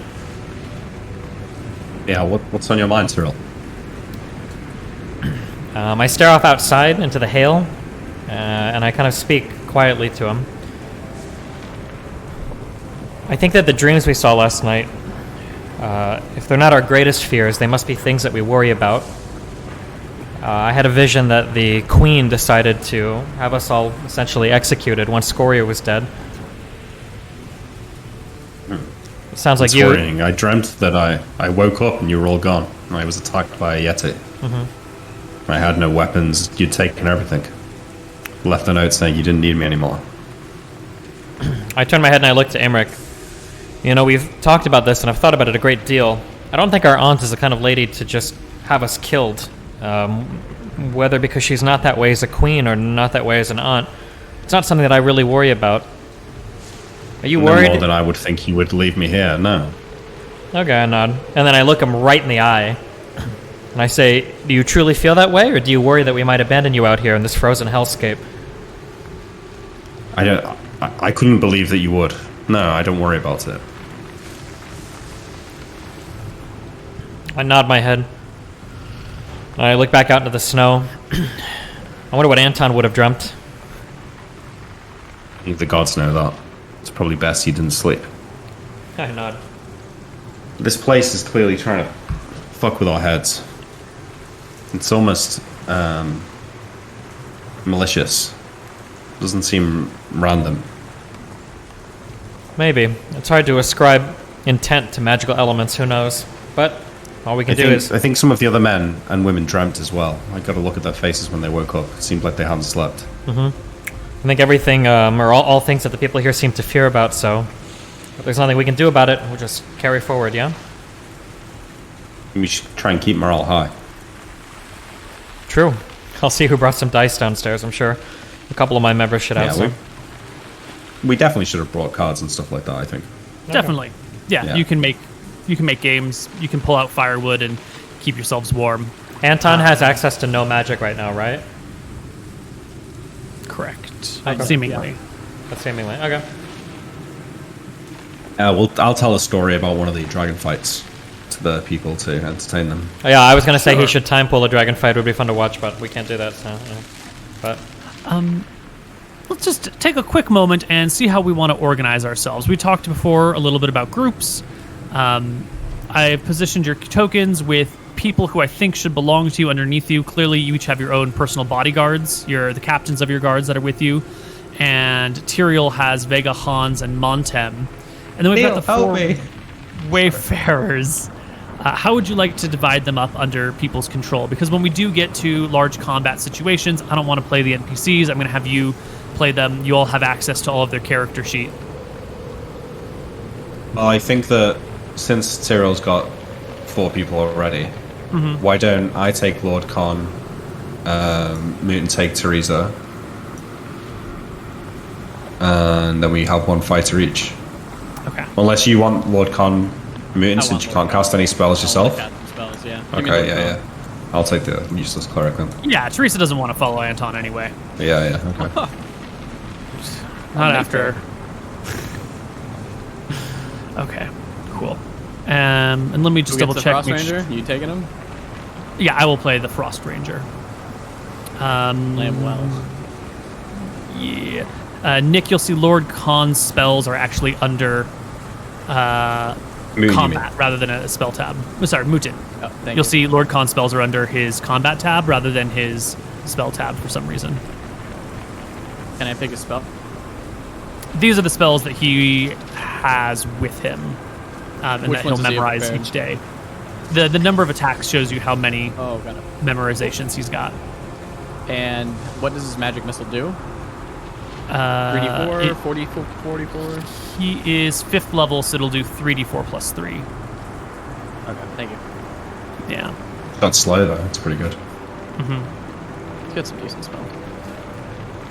Yeah. Looks And his free wand? action. What does his wand do? A wand of magic missiles. It fires same as Nick's wand, which I think is 1 magic missile at a time. Or is it 2? Yeah. Nick?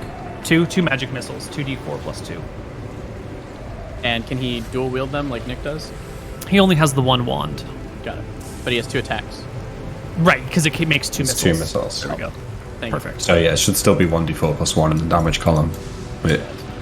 Yeah, cool. You spend the day here in town waiting, resting.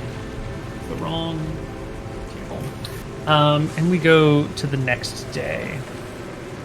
We arrived here on the 17th. Today is the day spent resting.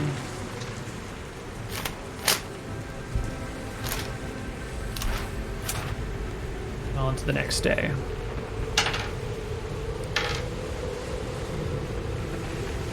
The ice storm has mostly blown itself out the next day when you wake up. No one has any more weird dreams. There's no sign of monsters over the course of the day other than that thing that you saw on the other side of the river. When you wake up today, it is snowing. The snow comes down, not in a full-fledged blizzard, but gently falling. It will be slow progress as there'll be like fresh snow on top of everything, but you can move today. You I'm can gonna level Lord Khan get out. Because everybody else got leveled up after we did the big thing with the Wayfarers. Is that okay? Did he? Got leveled up, and I thought the whole group of them got leveled up. But if that's not cool, we can fix it. It was just for the 66 fireball. Jeez. Right. It's also going to change how many spells per day he gets as well. Yeah, level him up. Go ahead and level him up and give him an additional an additional fireball. I imagine probably an additional The 3rd and 2nd level, I think. 3rd and 2nd, yeah, and then probably an additional Light? Do you want to do our break while we do this? We're at the hour. Yeah, Oh, it's just a level. It's just a level 3 spell. Sorry. We'll be right back. Okay, cool. Okay. We just gave him an additional fireball.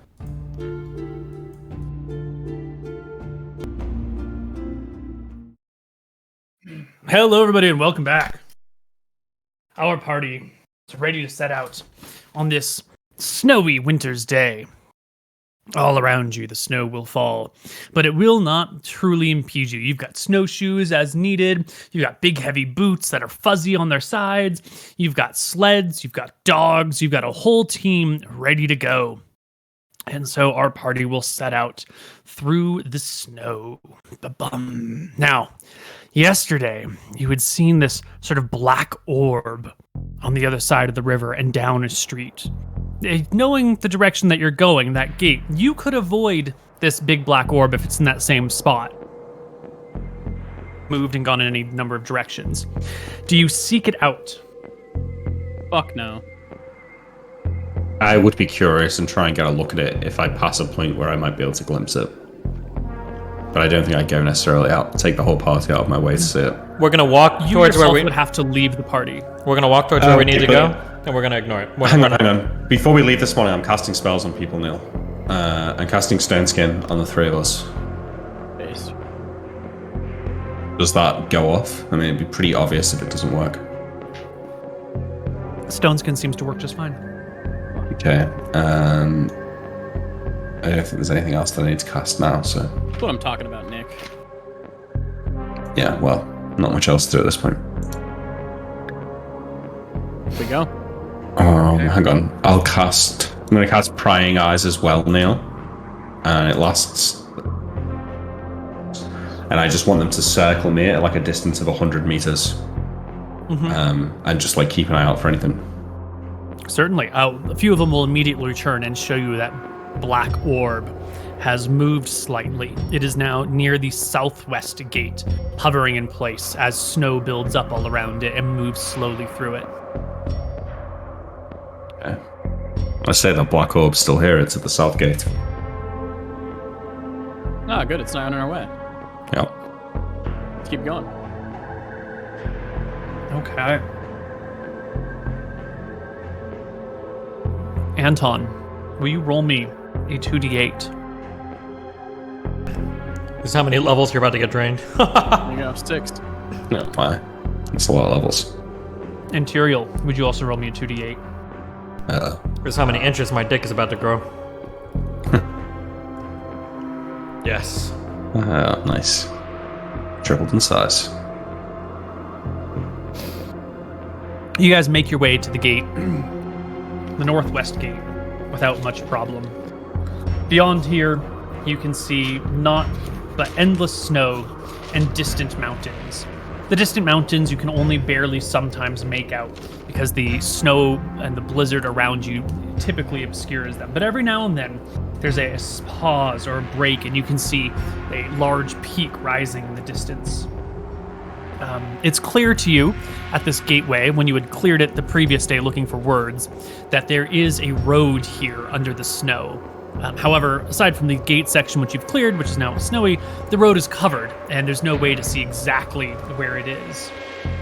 However, you know there is a river on your right, and there are mountains on the left, and so the road must go between these two. This is a bridge, if the bridge still stands. Cool. Well, I think what I'm doing is I'm going to take one of the compasses and I'm going to try and use it to make sure that we don't get too far off track here. I mean, I assume we're following this road, but I'm just going to have whatever direction it is we're traveling. Sure. But what I'm saying is Inland. that you know there's a road here, but you can't see it. It's buried under the snow, and you're not going to be able to follow the road. But it, Yeah. But we could dig up the snow to confirm the road's existence, or is there too much snow? You could like walk a while and then dig until you find it, and then walk a while and dig until you find it. But it would be a slow, laborious process if you weren't on the road to then dig left and right until you found it. You know? Yeah. Well, if the terrain ever like opens up where we're not sure which way it would be going, maybe at that point we'll try and look for the road. But for now, we're okay. Okay. We set off with our dogs, mushing quickly. They bark. On the sleds, or are we walking alongside the sleds as the dogs carry the equipment? The sleds carry the gear. The people walk behind them. Okay.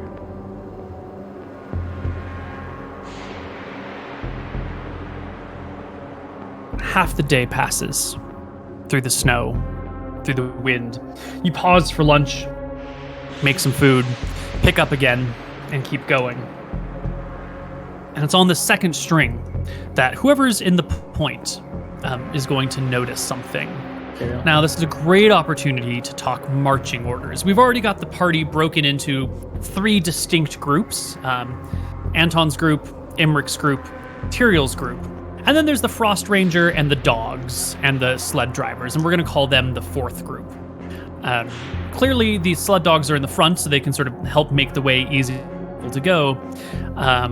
Do you have somebody before them, or are the sled dogs and the Frost Ranger the very, like, the tip of the sphere, the front of the marching order? I was thinking like Tyriel's group could be up front. We could have a group on the left and a group on the right of like the sled dogs. And then I think we have 1, 2, 3. So yeah, how's that? Yeah, so the sled dogs are literally move our faster if people are in a single file line, because then they don't have to forge new treads in the snow. We're never leading with the sled dogs. I think that would be a really bad idea. So my group will probably lead. Okay, so until further notice, Tyriel's group is leading. Yeah. And Tyriel, who is the very first person in the group? Who is the first walker? Tyriel McGarry is.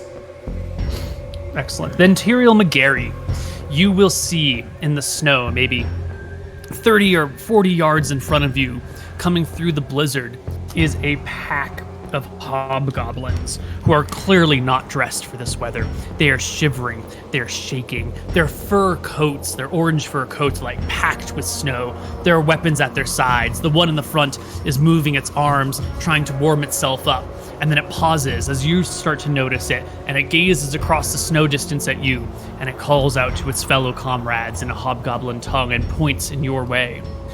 You are clearly the first of your group to notice these things. I talk back to my people, and I say spread out and prepare to receive them. And then I'll call back to the people behind us. I guess I'll whistle twice, I think it was for danger. So I'll whistle twice, I'll draw my sword, and I'll wait for my 2 brothers to catch up beside me. Yep. Anton Right. I jog forward. You can see pushing forward a little bit, the hobgoblins come into view. There are, at this point, at least 10 of them, but there's still probably more hidden beyond the edge of where the snow blocks your vision. And they stand shaking, cold, not ready for this weather at all. Weapons at their sides, some weapons in hands, talking as your group has stopped and their group has stopped. They seem concerned, but they also seem cold, and they seem hungry. They seem concerned by us, or concerned by everything? At this range, with the snow in the way, I don't think you can quite get the nuances of their facial expressions. But they're holding back. They're not just rushing in to kill you. And they've got their weapons out, and they're talking amongst each other. I'm going to use my detect magic wand and scan the distance, suspecting that perhaps these hobgoblins have been summoned here, maybe? And maybe there's an invisible caster or something nearby. Your detect magic wand just and powers down and fails. Yeah. He's used to that. Sometimes you want your rod to work and it just doesn't. Bad timing. I go to load my bow with a ethereal arrow. Does that work? Yes. I'll put my hand to you. I can't believe I'm being the one rational here. They're not going to charge into us. We'd slaughter them. It wouldn't even be a fair fight. Just let them sit there for a minute and go by. Hang on. If these things live here, then who knows what magic items they've got. Look at them. They don't live here. Well, how the fuck did they get here? Maybe we should speak to them. Do you speak Goblin? I could use that scroll. Anton shakes his head. I look between the 2 of them and I say, perhaps an easy fight would lift spirits, gives us something to do, keeps the bodies nice, warm, and fresh, and perhaps they do have something of value on them. I'd feel less comfortable having a group of hobgoblins knowing that we're walking around up here trailing behind us as well, so... These things have been summoned here or here against their will, and They're not long for this world anyway. They'll freeze by the time night falls. I nod. I look back to the Frost Ranger. Is he within talking distance or shouting distance? Yep, everyone's moved up. Some people are, watching the dogs. A couple of the Wayfarers have gone back to hold the back and make sure that no one's sneaking up behind you. But the Frost Ranger's here, a few steps nearby. I call back and I say, a group of hobgoblins, clearly not from around here, ahead of us. We plan to cut them down. Any objections? No. All right. Bring them low. I look Fire forward. shot. You unleash an arrow. Yeah, Go ahead and make me roll to hit. Can my archer shoot at the same time as him? I'm sure you had weapons drawn. Because of the poor weather conditions, all missile attacks are at -3 to hit. Okay, wait. Just on this point, though, I was watching a documentary about medieval battles. And actually, wind, if you're firing against a large target, like a unit of men, wind doesn't really make a difference. They would just always aim for the middle and, like, it Yeah, wouldn't it's really because matter. in large battles, you're not actually aiming at any individual people. Admittedly, you're just trying to get your arrow yes. in that way. But there And is that's 10 not how- hobgoblins, so it should be easier But- to shoot 10 hobgoblins than one hobgoblin. Sure, but in D&D, we pick specific targets and we aim at those specific targets. We're not firing in mass. And also, we're only at 30 yards. We're not, like, shooting at a huge mass of soldiers a million miles away. Take the so -3. I'm gonna I just give want you my complaint registered, Neil. That's fine, though. A 16, does it hit? Somewhere there is a book of all the complaints Nick has ever leveled against me. I would like to see this book one day. There's one next to it. Does a That's 16 more hit? than denied. I do believe, let me just look at the Hobgoblin stat block. I think a 16 is a hit here. I got 13. C, D, E, F, G, H, O, B. Hobgoblins have 15 AC. So the 16 is a fine blow. It smacks into one of them. Do I get my other 2 attacks? The end of the round. Yeah, end of the round. Hobgoblins have hit dice.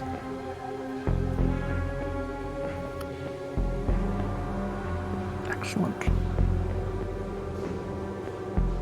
Now that I'm thinking about it, if his fighter's got bow specialization and he's level 6, does he get 3 shots around, or does he get 7 were 2.5 shots around? No, it's just 2. No, because he's got bow specialization, which also It doesn't improves give you a weapon- bonus attack rate of fire until 7th level. Oh, okay.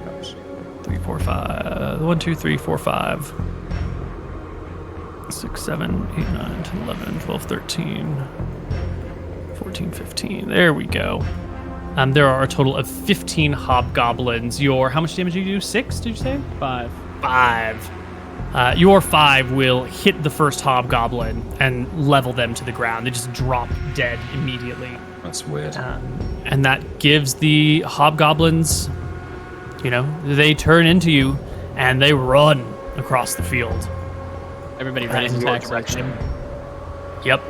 Your party has attacks. The hobgoblins, a few of them have bows and they will take shots while the rest of your party readies to meet the incoming hobgoblins. They will take 1d20 plus -3 a shot against. Who is your person that fired with the bow? Brain gang. Brain Gang. 3, and 15 against Brain Gang. All attacks will either miss or hit harmlessly as the rest of the hobgoblins close for battle. These 3 are going to be behind, and everyone else will just line up 1 to 1 as each hobgoblin takes a person. Each person takes a hobgoblin, and if there are any leftover hobgoblins, they will double up. So go ahead and deploy your forces. Missiles in the back, melee in the front. It should be an easy battle. Hobgoblins are trash units compared to these dragon slayers.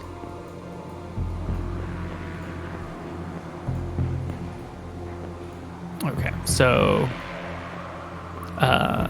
Lord Khan and Brengang are in the back. Anton and Jack are in the front. Oh yeah. Pola, Neil, Teresa is up front. Tyrael, are you keeping all your people behind you? I'm trying to figure out where can we. Oh, is it Glacia? Is where we see them all. Actually, Teresa's actually kind of useless, so I will just... Yeah. She can stay back. You can also shift double click on a token to open up the character sheet. That's so helpful. I send Neil alone into all 20 hobgoblins. Great. It's about time to get rid of one of your warriors. It's about time this Neil guy got what's coming to him. While he's figuring out his shit, can I do my shit on the left side? On the left side? Yeah, we'll do. I just want to know how many hobgoblins are left over so I can reassign them to other parts of the battle. Okay. But I assume Me and Vash, me and Vash are coming up to fight. Do Hans and Giant Modem, team. do these guys have bows? Can I assume they have bows or no? no, that would need to be under their gear. Okay, they'll hang back, and then me and Vash will come up and fight.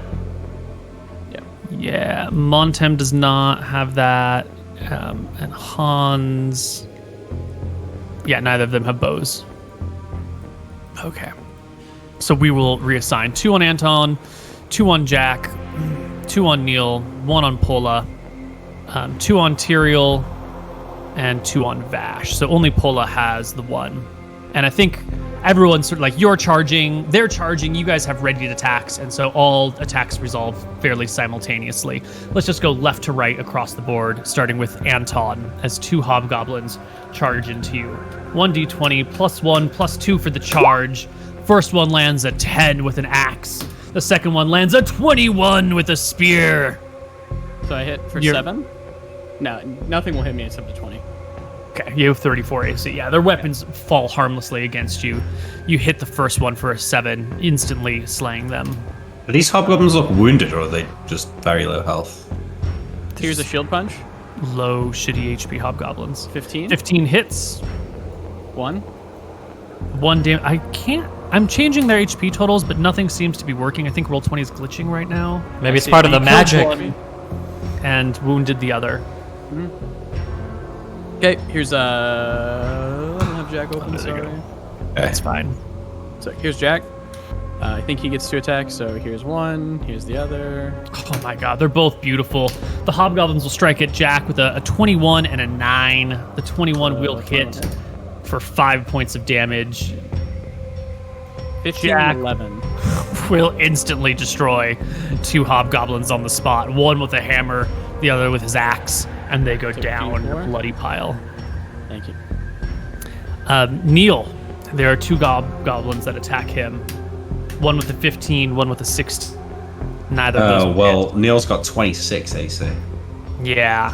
He gracefully dodges, defends, blocks, parries the hobgoblins before...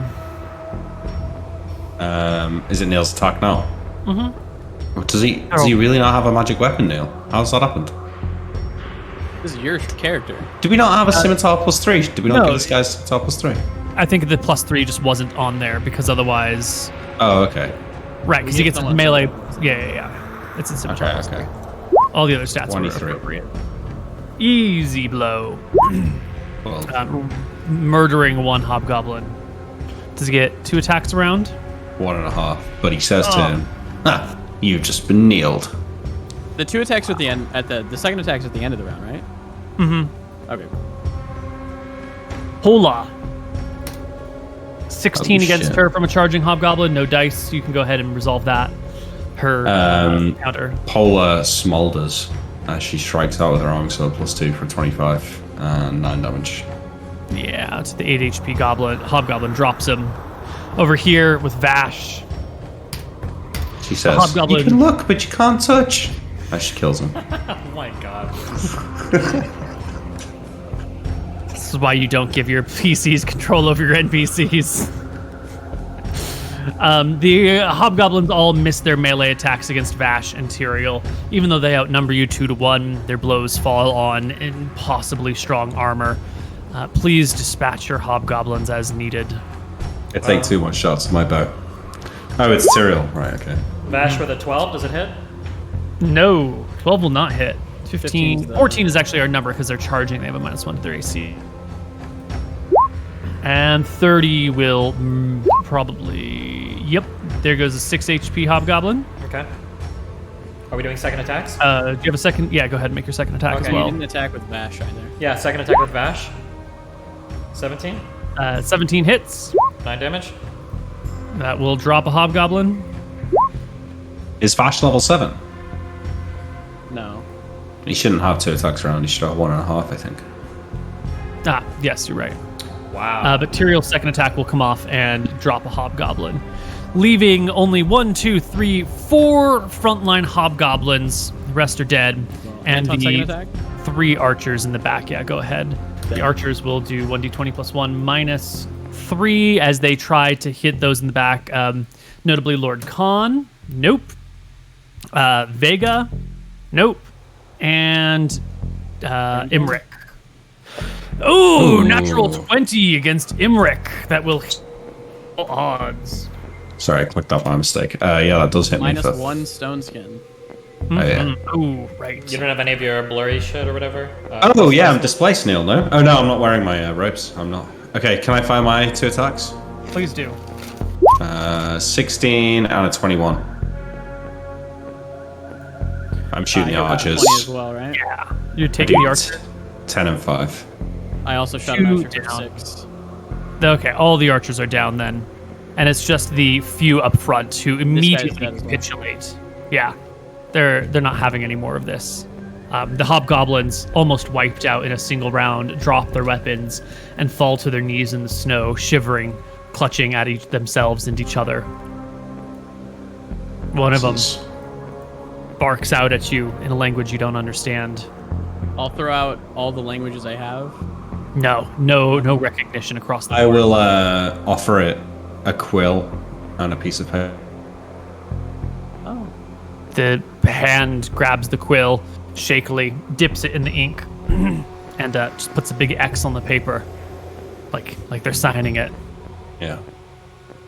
I make this face and shake my head and take the quill back in the paper. Hero, can we execute them and move on? Yeah, I nod. Alright, we execute all the hobgoblins. They die. I'm sorry. I say it to one of them before it Any dies. shit on them? Wait, why you said they're evil creatures, right? Hobgoblins are evil. Sure, yeah. Okay. Anything of note? No, they have weapons, but they don't have they have some coinage actually. That's true. They're gonna have 3d20 in gold. They'll have 20 gold and 8d 30 in silver. 100 silver across them, 20 gold. They've got some weapons that are all kind of crap. They've got some clothes, some traveling packs. You can see an empty backpack on a few of them with nothing left inside of it. Even some the leather of the backpack has been chewed upon by some of them. Can I outfit Hans and Monten with some bows now? Can I take... You can, but they aren't proficient with bows, so they fire at -3. Fuck, okay, never mind. Fuck it. Yeah. Alright. I guess we keep walking. I ponder on this, though. This is very strange.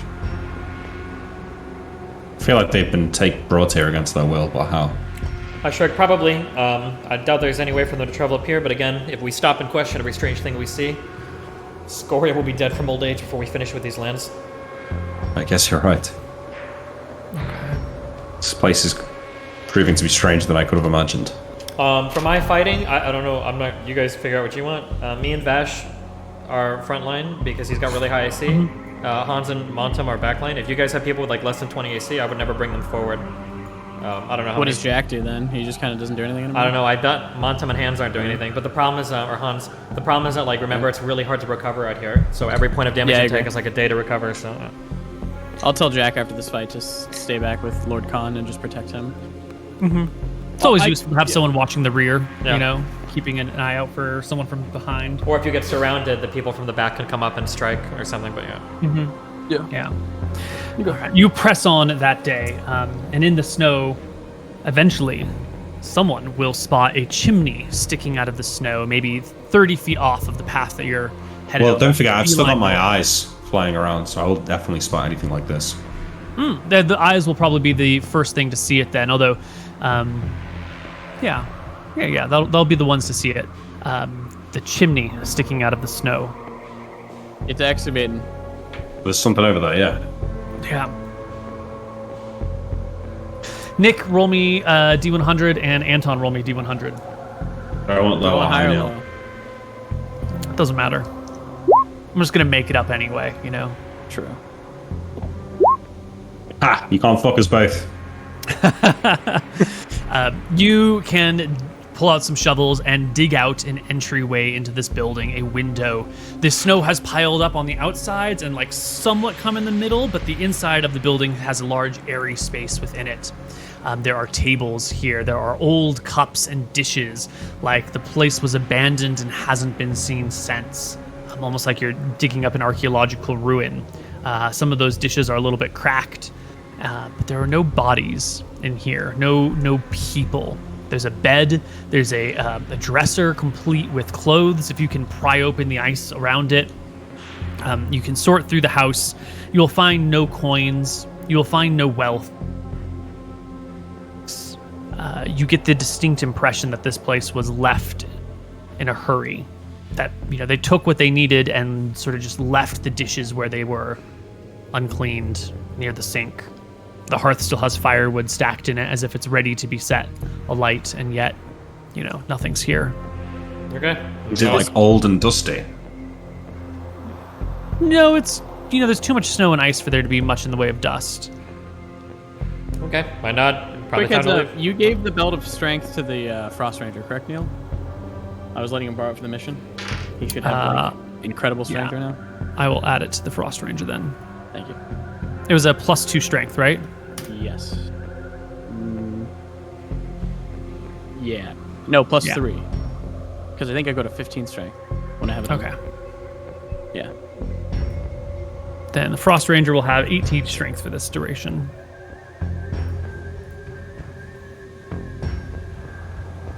Yes. Okay. Yeah. Wait. No, Tiro, go in there. Use your ring of true sight. See if you can see anything on the inside. Okay. I'll give the ring to Hans, and I'll have him activate it and go inside and look around. He crawls inside, activates it, looks around, goes, I don't know if it worked. I didn't see anything. Okay. I'll come back out. I nod. All right, we go. All right. The next day, this day will pass uneventfully for the rest of it. You can set up your large, heavy tents in which to seek shelter. The snow has slowed your pace to a grueling crawl. You've probably made it maybe 5 miles out of town before the day ends. Exhausted, tired, except for Anton, after the long day of marching through the snow, the first for many of you. You Can I give cozy up. 2 HP? Because we have a proficient healer? Or not? I think he can get. We've got healing and herbalism.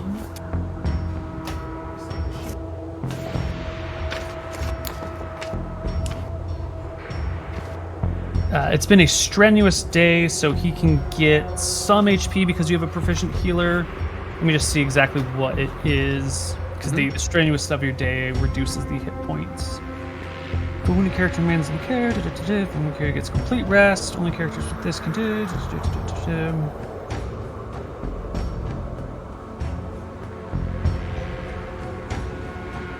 Diagnose and treat diseases. And herbalism.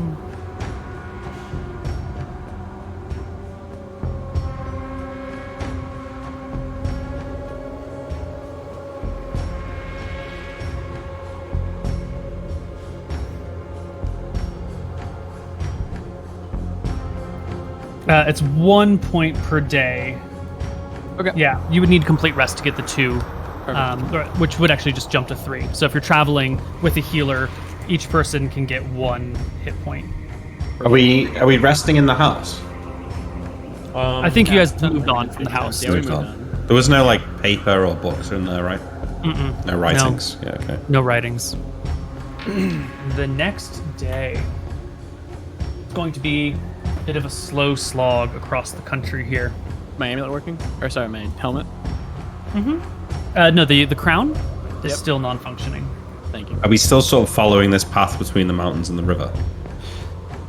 Yeah. You've been losing sight of the mountains, but you haven't crossed them. It's possible that you've walked across the river if it's completely snow and ice and you couldn't tell that you've crossed it or not. You're not entirely- When we set up camp, I will dig away at the snow, see if I can see the road. No, you don't see the road under your feet. Okay. All right. 2d8 from Anton, please. 8. And from Tyrael, 2d8. And from Nick, 2d8. 5 and 7. All right. The next day is better. The blizzard has drowned itself out. By the time you're up and about and heading out, you'll have to uncover your carts, your sled, snow that piled up in the middle of the night. But today is a clear day. It is cold, it is chilly, it is frosty, and you can see your breath. But for the first time, you are out of the city with a clear view of the surrounding areas. Anton puts his shield on his back, and he's going to be using 2 spears for now. Excellent. To your left and in front of you, you can see a great mountain range that reaches up high. From that vantage point, you would be able to see probably 60 miles in all directions. So tall are the mountains.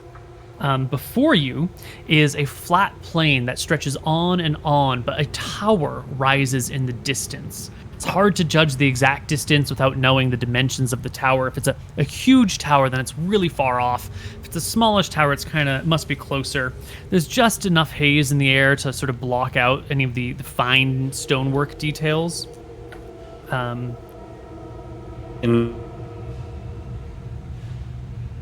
Wait, can you say that again? In the morning, I'll try casting Locate Landmark again on Saladin's Keep. It will fizzle again. Can I take my spyglass out and try to guess how far away that tower is?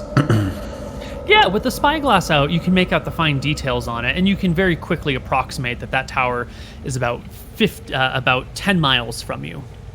How far? That's where we're going. How long would it take to get to the top of that mountain? The mountain is closer to 30 miles away, so it's a bit farther, quite a bit farther. And it's hard to judge your pace, but you might be making 10 miles a day. If things go well, you could make 5 miles a day. If things go well, you can make 10 miles a day. If things go poorly, you can make 5 a day. Does it seem like this is like a wizard's tower, or is this like a tower? There's nothing on it that specifically calls. With the history you've heard of Glacia, that could be it could be a wizard's tower, or maybe all towers are part wizard tower, part normal tower. Whatever it is, it does dominate the otherwise flat landscape all around. Someone in that tower would have a vantage point that could probably see all the way to that main city, and all the way around. Okay. I think that's where we're heading then. You want to head to the tower? I cast spells again, Stone Skin on everyone, Ultravision, and Prying Eyes. Anton, same command. We have to go to the tower, right? You cast 3 stone skins on your 3 party members? Yeah. Okay, they all go off well. Ultravision goes off no problem. Prying Eyes. Okay. Can I, I'll include the Frost Rangers in this conversation. If we get on top of that mountain over there, it's quite far away, we'd get a lot of vision around the area. If there's anything important, we could see it, perhaps venture out to it. Have either of you been on top of that mountain before? There's just the one Frost Ranger. Okay. They say no. I have always headed to the east. I've never come west. Oh, this is all uncharted ground. For me, this we is want to visit. uncharted. We want to visit the tower, not the mountain, correct? Or maybe the mountain after. I'm just how much of this tower can we see? Could it be attached to a keep? Could be. That's what I think, yeah. The very base of the tower is sort of hidden by the curvature and the ground. So potentially, this could be the place. Yeah. So the question is, do we want to go to the mountain first for vision to make sure that we're not missing something important, or do we want to go right to the tower? Either way, I think we'd want to check this tower out. We're going to the tower either way, of course. Yeah, the question is whether we want to go to the mountain first. Go to the tower first. If we can't get enough vision there, then maybe go to the mountain. I know. say. Okay. The tower also has great vision when we get to the top. Climbing that mountain is not a safe. The mountain's Might not not a make what? it. It's not safe. Oh, perhaps the tower's not safe too. I don't think anything is safe here, but okay. No, but perhaps you could climb it, Tyrael, but people here would struggle. Not my people, but I Yeah, we have understand what ropes you and mean. everything. But yeah, Okay, we'll let's go go. to the tower. Okay. You head in the direction of the tower, the dogs barking, leading your way. Why don't we take our break a little bit early right here, and we'll come back on the other side with some more toss. We'll be back. All right. Hello, everybody, and welcome back to Tombs of Scoria. Our party is going to continue on towards the keep. The tower that rises in the distance. Boom, we found it. We did it. We found the keep, guys. Nice work. That's it. Yep. Let's turn around and head back. You find it. It's all here. Everything's going perfectly. Nick, let's talk about these floating eyes. You have them surrounding you all the... Is that today as well? Every day, because I'm just casting spells that last for a long time when I wake up and I've not got my armor on. Mm-hmm. So yeah, since this lasts 11 hours. Oh wait, I recognize this music. So yeah, like 100 meters around me. Okay. And what is In a their circle. visual acuity like? Talk to me about that. I think it's just normal vision. Let me read the exact wording for you. Yes, please. Each eye is about the size of a small apple and can see 120 feet normal vision only in all directions. Okay. So is that how you're... You can see 120 feet. And you said you wanted them at 100 meters from you? Yeah. 100 meters is about 100 yards, so that if they're... The ones in the air won't be able to see the ground particularly well. But that doesn't seem to really matter that much. You'll have some in front of the rest of the group? Oh no, it's a circle around me at a distance of 100 meters from me. So they're not necessarily... They're not Oh, okay, 100 so meters not in the a air. sphere. It's not like a drone sphere. It's a... Yeah, no. It's like a halo. A halo. Okay.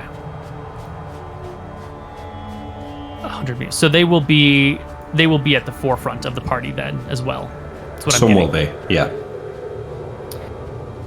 So as you're marching, a few of these things will come back to you and relay what they see to you. And what you see is sort of like the snow shifting in the distance. Like lumps of snow that like bump up and bump down. Or like a section of snow that sort of like rises for a moment and stops. Almost like a wave. Almost like the snow here is flowing. Almost like No one. like a current, but like in different places at different times. Look like the snow elemental that attacked Anton when we went searching for the Minotaur maze. Ooh, that's give me an intelligence check. See if you can remember the movement of that creature. I feel the Nick roll coming on. We get a +1 for... so long ago. You're having a hard time even remembering. You only saw it that one day for that one moment. That's not unreasonable, but you can't be sure. Yeah, there's something up ahead, guys. Maybe more of those living snow elementals. Do you remember them? From when we went down south. Perhaps it's something moving under the snow, but there's something. Be ready. We used fire to drive it off last time, if it is the same thing. Okay, I nod. Okay. Okay. Protect the dogs. Yeah. Protect the dogs. What does that mean, protect the dogs? Means we maintain our current formation. Yeah. Around them, yeah. Okay. Also, just to be clear, before we head to where these things are, you're going to tell us when we're like 50 feet out or 100 feet out, yeah? Yeah, well, Nick's eyes are at a range of 300 feet from him, and I think he's at the back of the column. And the distance of the whole column, I can tell if I roll 20 will stop bugging on me. And then they can see another 120 feet beyond that. Okay. So, let's see. Come on, ruler. Measure some... I can't measure any distances today, apparently. Are they moving like in an actual like routine, like a pattern? Like, do they look like they have like a route or something? Or? No. It's just sort of like the snow will like bump up for a moment and then like bump back down. Mm-hmm. Or like maybe there's like a little bit of a wave. The motion is not contiguous or continuous. Okay. It is haphazard. Do we want to ask, Maybe Emmerich to go up and shoot some arrows at it, see what happens. Yeah. I'll do that. I aim an arcing shot towards one of these things. Yeah, you march to the front of the column to get into view of these things as your eyes keep filtering back to you and telling you that these things are moving. They're not just in front of the column. They seem to be popping up on the sides of the column as well. Yeah, I say that, they're moving to surround us. As I take a shot. 24. That's with a -3 range penalty. All right, you arc a shot towards one of these things, and it plunges itself into the snow and blinks out of existence. And it keeps moving unencumbered. I hit it. So what? It continues to move. It doesn't react or anything. No, there's a little bump of snow that kind of comes up, and the arrow lands in it, and then the bump just sort of stays there. There doesn't seem to be a reaction from the bump. I look back to the Frost Ranger. You encountered anything like this before? He shakes his head. Nope. This is new. God damn, why are you here? Yeah, Anyone- seriously. Anyone who isn't wielding a powerful weapon should light a torch. I look to Emmerich Okay. and Anton. I don't know if it would be a simple frost elemental or snow elemental. It's probably something a bit more contrived than that. What were you saying, Anton? Anton tells Jack, Teresa, Montum, Hans, and Vega to light a torch for each one of them. Okay. Have all the warriors grouped up towards the front to discuss this? No. We are maintaining a position. The only 3 up here should be Anton, Emmerich, I think it's and, us. Yeah. And the Frost Ranger. and the I Frost think we Ranger. should make a circle of melee fighters with ranged or vulnerable people in the middle. If we're to get surrounded. Sure, that seems reasonable. Sure. So it sounds to me like the column has come to a stop, and I'm just going to bring you to a page that has the marching column on it as like a generic position. I think this is what we had discussed before, with Tyrael and his men being in the front, and Anton and Emmerich and their men being at the back. Generally Before- moving, but clearly we've adjusted our situation for this moment. A little bit, yeah. As we talk, though, he says that these things are beginning to surround us. I'm going to point the entire crew to start heading back. We're not going to assume a position fighting surrounded. I would assume we would always lose that. We're going to head back, and we're going to rethink this. So I will read... When you say head back, with do you mean like dogs? turn around Like- all of the carts and wagons? Yep. Okay. I don't know And about this, where but I are go along with the it. people while this is going on? We can take aside our cards. It shouldn't be that difficult if they're dogs to get them to literally turn No, around. they just Yeah. arc. Yeah. Cool. Well, while all the carts are beginning to arc and all the dogs are changing directions and starting to go sideways, I'd really like you to position your tokens wherever you think they would be at this moment, because something is here. Something is coming. Okay, can you give us access to our tokens of the other people? Oh. You should have all of them. If you can't, Roll20 Okay. is kind of dying at this moment. You might need to refresh to do stuff.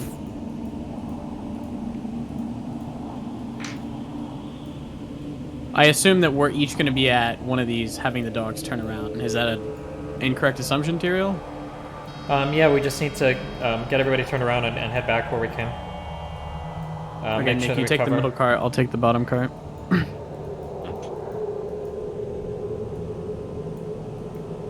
We don't have names over these tokens. Is that supposed to be like that?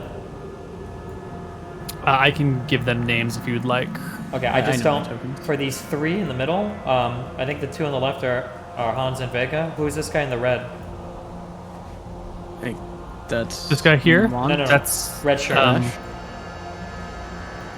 This oh, guy. this guy. This is Vega. Oh, that's Vega. This is Mortem. If you double click them, you can see them here. Oh, you're right. Okay, never mind. I got it. Okay. I'm gonna put their nameplates on them for you. Boomer. Wait, does Mortem really have 11 HP? Oh fuck. Montum? Or Montum? Sorry. Whatever the HP totals are correct. Rogues don't have a Classes lot this in the way guy. of hit points. Holy shit. Level 5 rogue, man, he fucked up there on those rolls. Yeah, he did. Okay. Don't want. Isn't he level like 4 or 5? I don't even know. I don't care. Whatever. Level 5, yeah. Get shitty. Must have rolled shitty. 5d6, he got 11. I'd probably get worse. Let's try. Okay. Oh, nice. Average. Cool. I think that is enough nameplates for us. So it's while you are moving these things that rising out of the snow all around you are trolls. Big, icy, snowy trolls. And we can enter into combat. Now, there's a lot going on here. There's a lot of creatures. There's a lot of monsters. So we're going to break the party up into each of you will just roll a d10 for your entire group, and then your whole group will go at once. And I'll break the monsters into 3 groups as well, and they'll all go at once. Cool. And then I'll just have the Frost Ranger go with... Where is the Frost Ranger? Of the torches. Yeah. Is this going to be useful? The fuck is our Frost Ranger? Oh, there they are. The Frost Ranger will just be with Nick's group. Okay. You're controlling him, though. Yes. But they'll go with your initiative. So we will do reds, blue, greens, and blues for the monsters.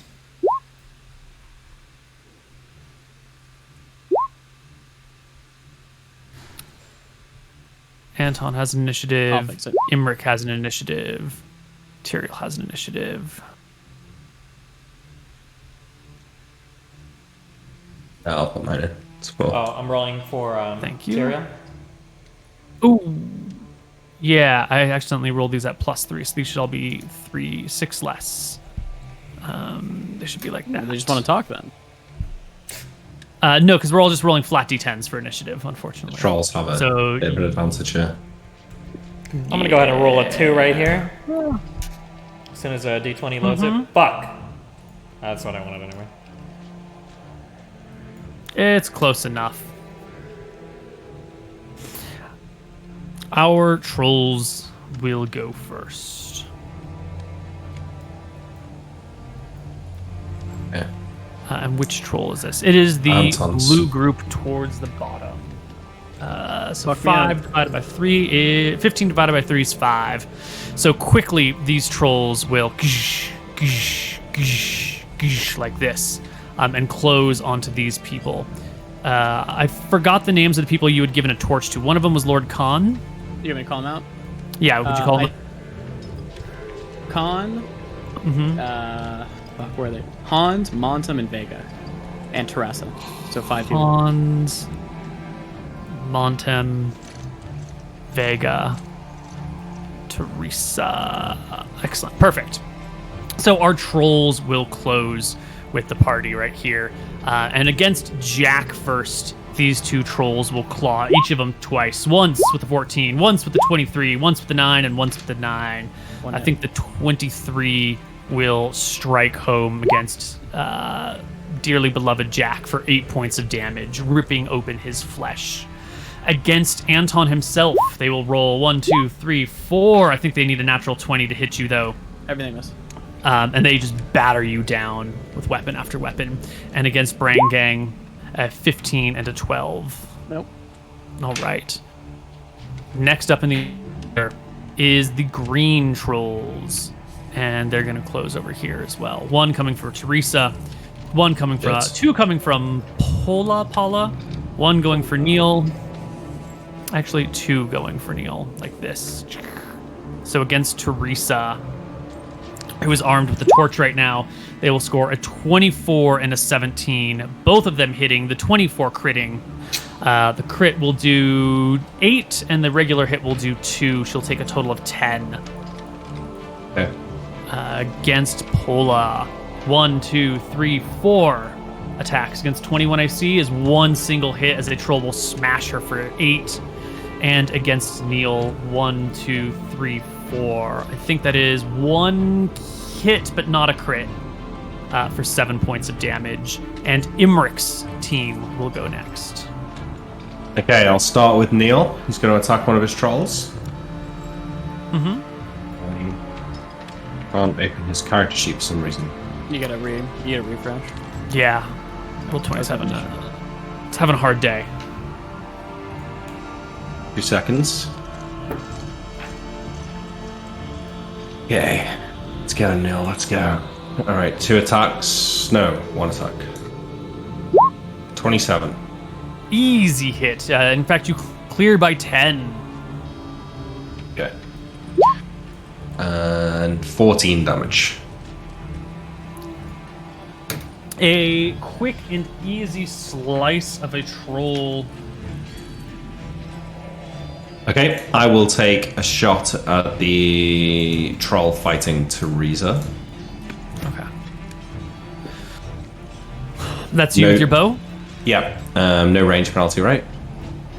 No range penalty. Flank attack? Yep.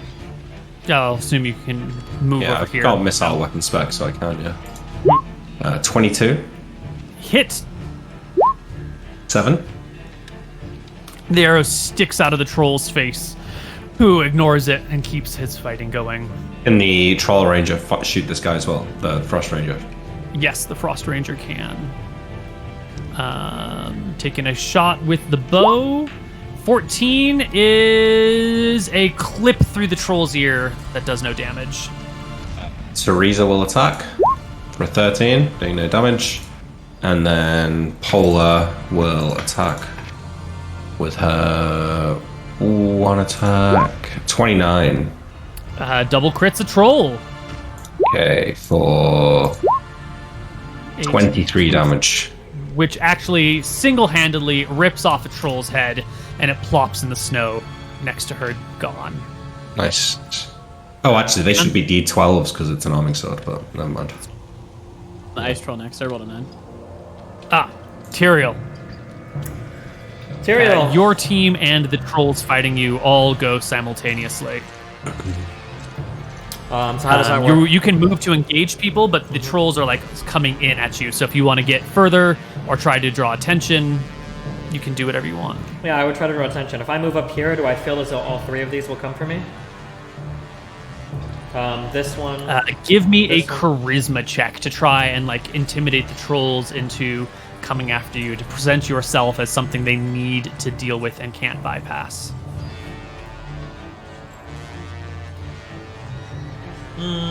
Probably wait for roll 20 to reload. I rolled a 20. I don't know if it's showed on yours. I see it. You can intimidate 2 of these trolls. This one and this one. Do you? Yep. Okay. I don't see your my mouse movements, but I'm assuming these 2? Yeah. Yeah. 2 will come for Vash, and 1 will come into the Montem Vega combination. Okay. And since we rolled same initiative, all attacks resolve simultaneously. I'm just going to do attacks against Tyrael. 1, 2, 3, 4.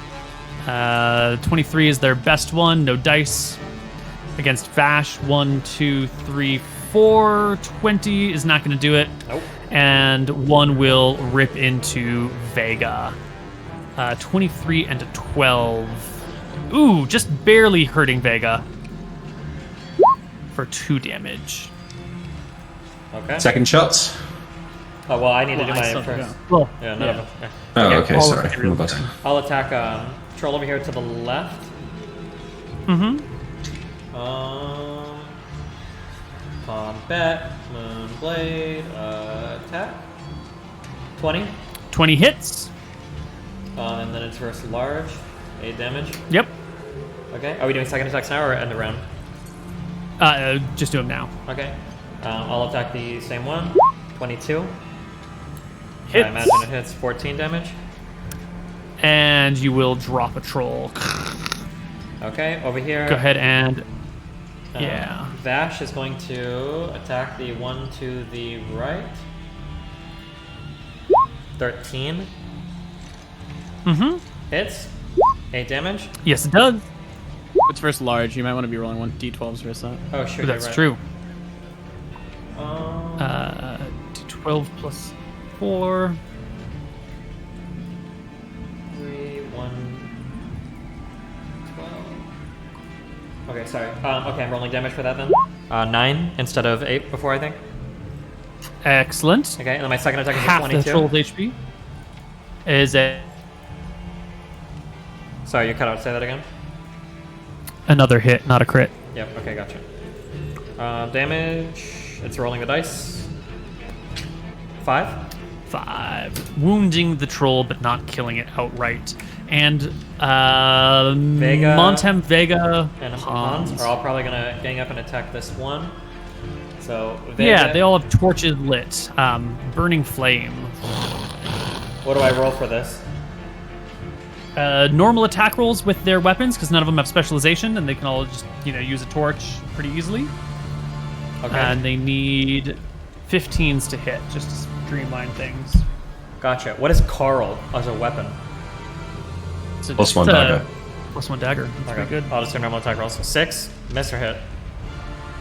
Miss. Okay. Second attack, 20. From Vega. Crit, in fact. What damage Nice do you want shot, for the torch? Vega. Torch normally does d4, but these ice trolls take double damage from torches. So instead of being 2d4 because of the crit, it's going to be 4d4. 11 damage. 11 points. The fire... Woo, that's too much. The fire burns the troll. It shrieks in pain. Its flesh rips and boils away, incinerating itself quite quickly. All right, Montem. And... Another net. Oh my god. Nice. It's another 44, 14 damage. Oh my god. This troll is just incinerated.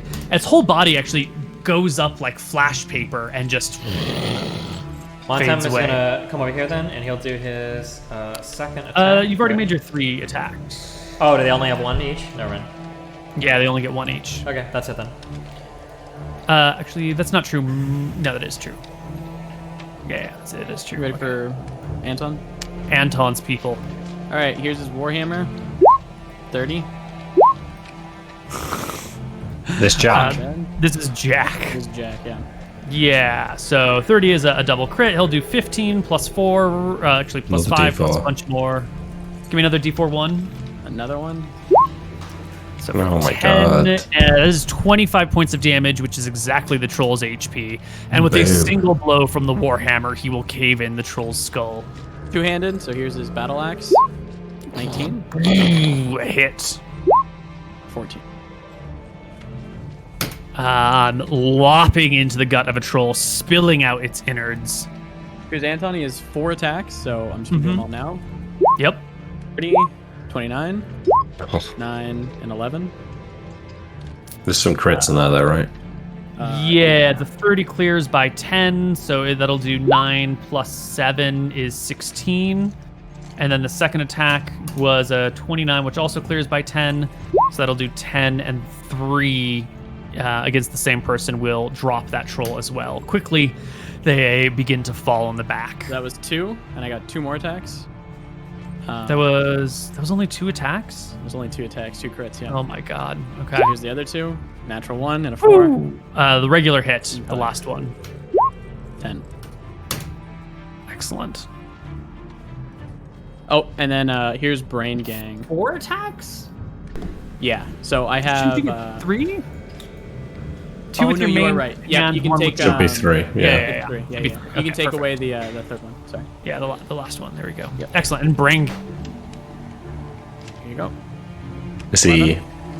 Nice long sword. Don't forget, you've got point blank shot with the bow, so it's not too bad to fire a melee.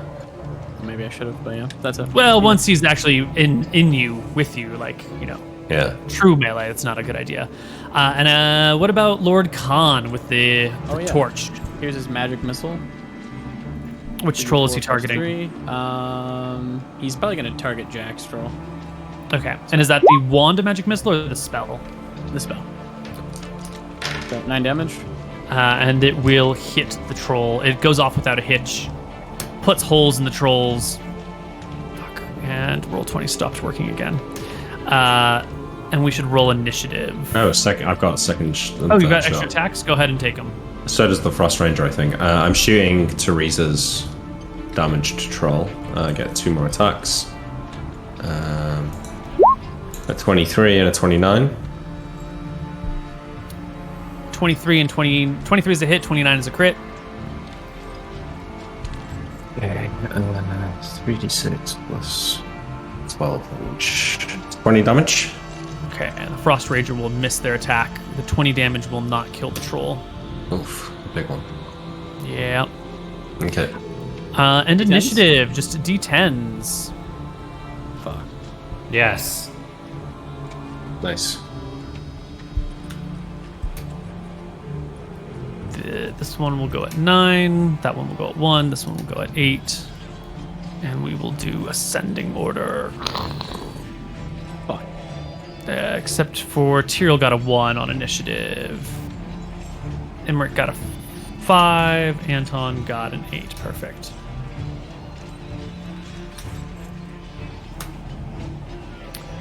All right, Tyrael, go first. Go ahead and take your party's turn. On Tyrael, I am attacking the one above me. 29. Easy. Yeah, you crit the troll for 25. 18 and 7 is 25. Yeah, 25. Almost killing it outright. Just a heads up, Tyrael would know this. He should probably have his troops go and burn everything. All the Yeah, ice sure. flows, We'll 'cause they just probably read them. kill them all first, but yeah. Second attack, kill. Are we doing second attacks? Second attack at the end of the round. You got it last time because you were going simultaneously. Okay. The trolls will get a turn before in between. Okay, gotcha. In that Vash case, will make his first attack though, and Vega, Mont, and Hans. yeah, Hans is gonna come over here to attack this guy. Rolling his normal attack. 18. Hits. Why are you only attacking? You have 2 weapons. Why am I only attacking what? Why are you only attacking once? You dual wield the swords. Oh, true. Are you not? Dual No, wielding? you're right. I switched Oh. to one for something recently. I don't remember why, but you're right. I do normally used to. It's okay for now, though. Hans will take his attack. Is it 2d4 for the torch? Yes, it is. 5 damage. You rolled a 18 to hit. Yeah, so 5 will hit and ignite the troll, and he will burn. Vega and Montum are going to come over here for the backs of these. So Vega is going to attack this one in the back. Shift double click. Sorry. 12 plus 2 for back attack is 14, is almost a hit, but not quite. The troll feels the fire, and as Vega tries to circle, the troll, counter circles, and Vega's torch splashes out in the direction, but the troll keeps it at a distance. Okay, then Vosh will take a swing at him. Or Vash, fuck. With his Rose Blade. 25. That'll crit. Clears by 10. Deals enough damage to bring the troll to dead.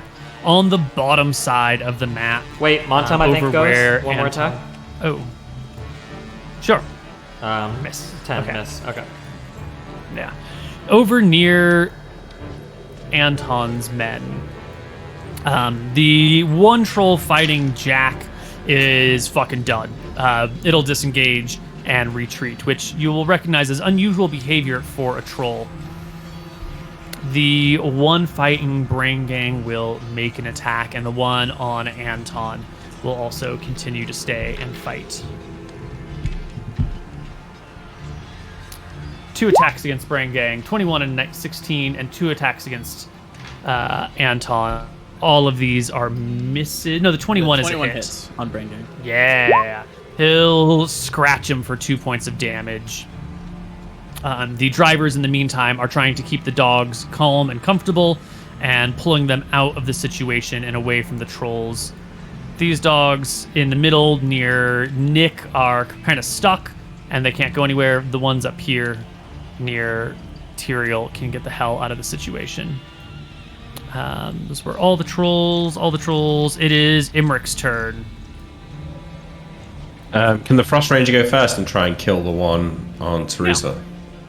No problem. Following your commands, they will take a shot and do 4 to the troll, almost, but not quite killing it. Okay, Teresa will try and attack him. All she needs is a 15 to guide her fire, which will ignite and kill the troll. Was that 1 HP? Yeah. Okay, I will shoot the one that's fleeing from Jack. Ah, yeah, the one that like backed up and then turned and ran into the snow. And I'll be shooting it in the back, will I? You will be shooting in the back. Is it medium range, though? Like the measurement tool is broken right now. Medium range is what for you? 100 yards? 60 yards? 70 yards. This is 114 feet away. Okay, so it's not medium range, but I still get the -3 for ranged attacks, right? No, it's not blizzarding weather today. It's fine. Regular attack roll. Okay, so just the +2 for back attack then. Yeah. Okay, cool. 25. 25 clears by 10 and crits. Or 12 damage. It only had 3 hit points. The troll goes down. Okay, Neil will strike out at the wounded troll that he hit last turn. It's 2 attacks this round with a 28. That's going to be a crit, right? Yes, it will. It's It going to be actually triple clear crit? by 10, so it'll be 3 times damage dice. 3d12 is 5 damage, 23 damage. Neil decapitates this troll. Easy. And then Polar finally will attack her troll down here with a 21 Regular hit. for 15 damage. You know, Pola keeps doing incredible damage for a fighter of her class. I don't know how Yeah. she does it. I'm right. Okay. And what about Imric? I already shot the troll that was flank. Oh, that's right. That's right. Yeah. Anton and the top trolls. Brainy. Whoosh. Jack is going to come over here, get flanking or back attack. Mm-hmm. 31. For hit again? 13. Yeah, one more time. 16. 20 damage, almost killing it. And Jack just battle. breaks all the bones in the back of the troll's body. He snaps down to its knees. Its arms go up in the air. Snow thrashes everywhere. I think he kills it with his battle axe. Oh yeah, if he hits, then he dies. Yeah. Yep. Anton, here's his attacks. 29. I think that's 3 times damage dice. 9 and it's 19 damage. Yeah. First attack. Here's the other one. Crits on 16. Didn't get it, but that hits. Nope, just a regular hit for another 9. Do you want me to get my last attack here? Yeah, already since went? they've already gone. 15. Is a hit, and we'll drop the troll. Those trolls are gone. Now it's just all the other ones. The ones here. Wait, I have Lord Khan Scoria. Oh, sorry. Go ahead. I instruct Lord Khan to go to each body and light it on fire. So as many as you want in a round, he can do. Yeah, I think it's reasonable to do one troll in a round just to make sure it's properly on fire and going. Cool. Anton calls out, I got my side done. Okay. Good job. The trolls still have to go towards the middle and the top, but I have to keep refreshing. Excellent. The one that is surrounded by everybody is going to lash out at Monteb as the troll circles, trying to figure out what's going on, eventually settling on what appears to be the weakest member of the pack, and slashes with a critical hit and a miss. But he will do 6 points of damage on his critical. Can't believe that only crits That's once. lucky. Does he only have... He must have pretty good AC. Huh? Yeah, 20 AC. Yeah, I think they're all well of damage. And These in are the some weak middle, trolls. They only do D8 damage. Not like D8. Don't they do like D8 plus 5 usually, trolls? regular trolls do D4 plus 4, and these are just doing a flat D8. If the Yeah. trolls were around Imric, he wouldn't be speaking. It's too much damage. I always strive for honesty, man. You know this. Let's see. Morale check over here for these ones. That is a pass, and that is a pass. So this troll is going to use new tactics. Rather than, you can see his allies are going down. Rather than stay and fight to the end, this troll is going to try and take a captive. They love taking captives. And so provoking an attack of opportunity from Neil, go ahead and use it. Anton, not Anton, Emmerich. The troll Sorry, is what's going this? to Neil and attempt to abscond with him and burrow Absolutely into the not. snow and take him back to a lair where there's not so many enemies and he can eat Neil in peace. Neil will not stand for this. He rolls a 28 in his strength check. An attack roll. It's an opportunity attack. Oh, sorry, my bad. He definitely won't stand for it. 17. It's a blow. It's a hit. For 13 damage. Ooh, that's quite good damage. And the troll, in the meantime, will just need to hit Neil. Armor won't factor into this because he's just trying to grab him. With a 21 is real easy. That hits. Yep. Yeah, and Strength opposed check? strength check. Yes. Do you want me to re-roll? From earlier? Yes, please re-roll. Oh, that 28. Oh, never mind. What a minute. Doesn't make a difference. Neil gets grabbed by the troll, picked up, and the troll will just like grab Neil and run off, taking his treasure to the side. The other troll over here is passed the morale check and is going to just consume Look. a 23. Her AC is 21. Yeah, that hits. Yes. Pola will be hit for another minor 2 points of damage. Okay. And then I believe second attacks are in order for anyone who has them. Okay, I am going to fire my 2 shots in the Frost Ranger, shooting at the troll, trying to abscond with Neil. Okay. Do him first, just in case he dies after my first shot. Oh, you want the back Frost attack. Ranger to shoot first? Okay. Yeah, yeah. Don't forget the back attack. 19 will hit for 7 damage. Okay, and then I will shoot it with a 19 for 9 damage. Damn. And that will bring the troll down. He and Neil will drop into the snow. And then I turn and shoot the one fighting Paula with my third attack for a 21 and 5 damage. That will hit, and I don't think it will kill the troll. Jack has a second attack. Can he run Yeah. over to the troll fighting Paula? Give him a con check to, power through the snow and keep himself in full. No, Jack starts going through the snow, but he's a dwarf, and the snow is tall, and it takes a lot of energy for him to he starts to wear himself out, and can't keep up the speed. Dangerous over short distances. He can get to about here and then end his turn. Okay. Anyone else with a second action? Yep. Paula has a second attack this turn. Sure. And Tyrael, I believe. And Yeah. Vash. Go ahead and make your attacks. Okay, Paula gets a 21 and damage. Excellent. And then he had taken 9 You should be before, rolling right? D12. No, yes, D12, sorry. Time that should be a D12. It should be 12 damage instead, Neil. Perfect. That is enough to drop the troll to dead. Vash rolls a 15. Looks like hits. 11 damage. Easy. Almost killing the troll in one blow. Well, third of its HP. Tyrael rolls a 28, I think, for a flank. Yep, you will crit the troll. You will do double dice. I think just one of these. 23, yeah, will drop the troll dead.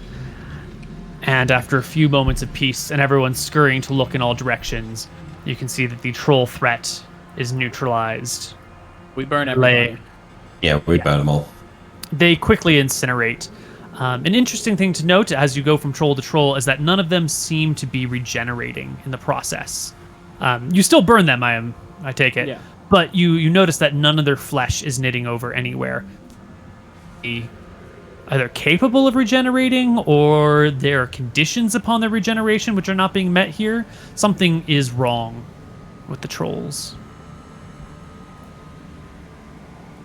Cool. Emmerich, do you still see the waves, as you called it? No, I don't think so. None of the eyes have come back to report, so I assume that means there's nothing out there, Neil, right? Sure, yeah. Okay, let's keep okay. going then. Tyrael, is that fine? Yep, forward. Okay, carrying on towards the tower. Forward our heroes march.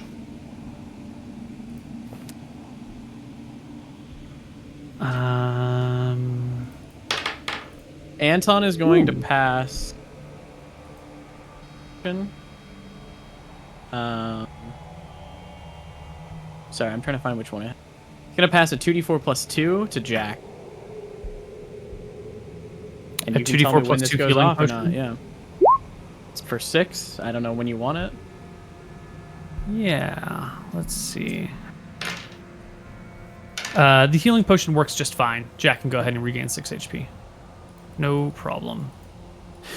You'll find the terrain before you from this point on is a little bit slicker. The snow here is hard packed into ice, and with the sleds, it makes it fairly easy to go. And with the nails that have been driven into your boots, the little tiny screws that go all the way through, you can get good traction, and you make very good time.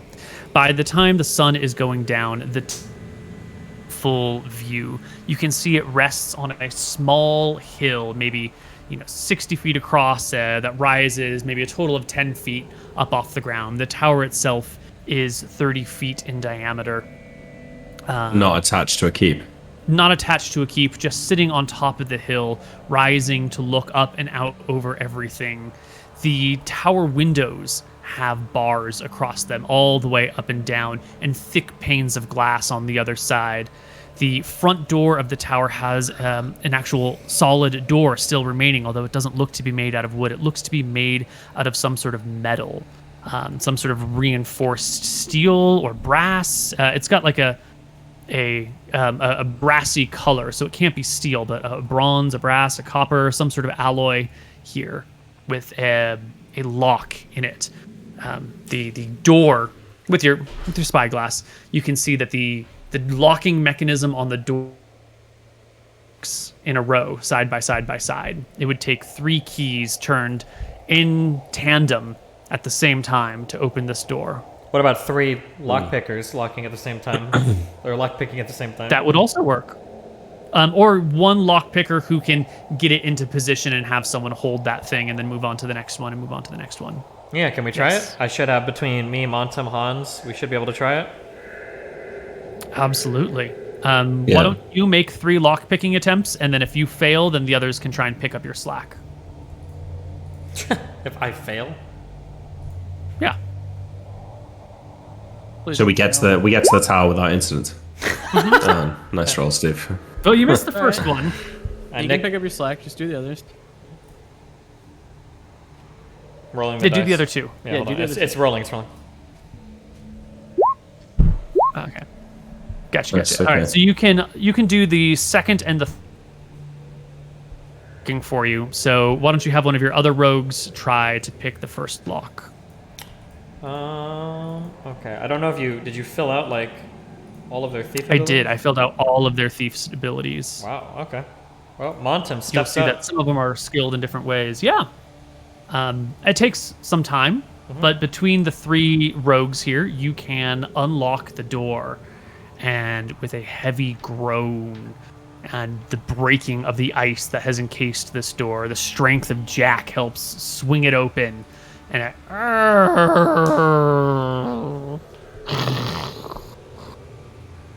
And as the party looks into the darkness of the frozen keep, untouched for how many eons we won't know, we will end our session for the day. Wow.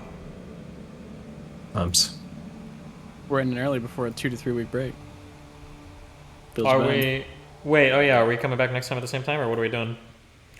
Next Thursday. Next week I'm out of town. 23rd. Yeah. All right. The week after Think that we're is all- the 30th. Many of us are unavailable. Yep, no dice on either of those. The 6th? All right. I can probably do the 6th. 99%. Well, hopefully, Yeah. I think by Works the fine for 6th, me. I should have real internet, so I'll be on my actual Oh, computer. shit. Wow. Hold on, we have 4 questions. Okay.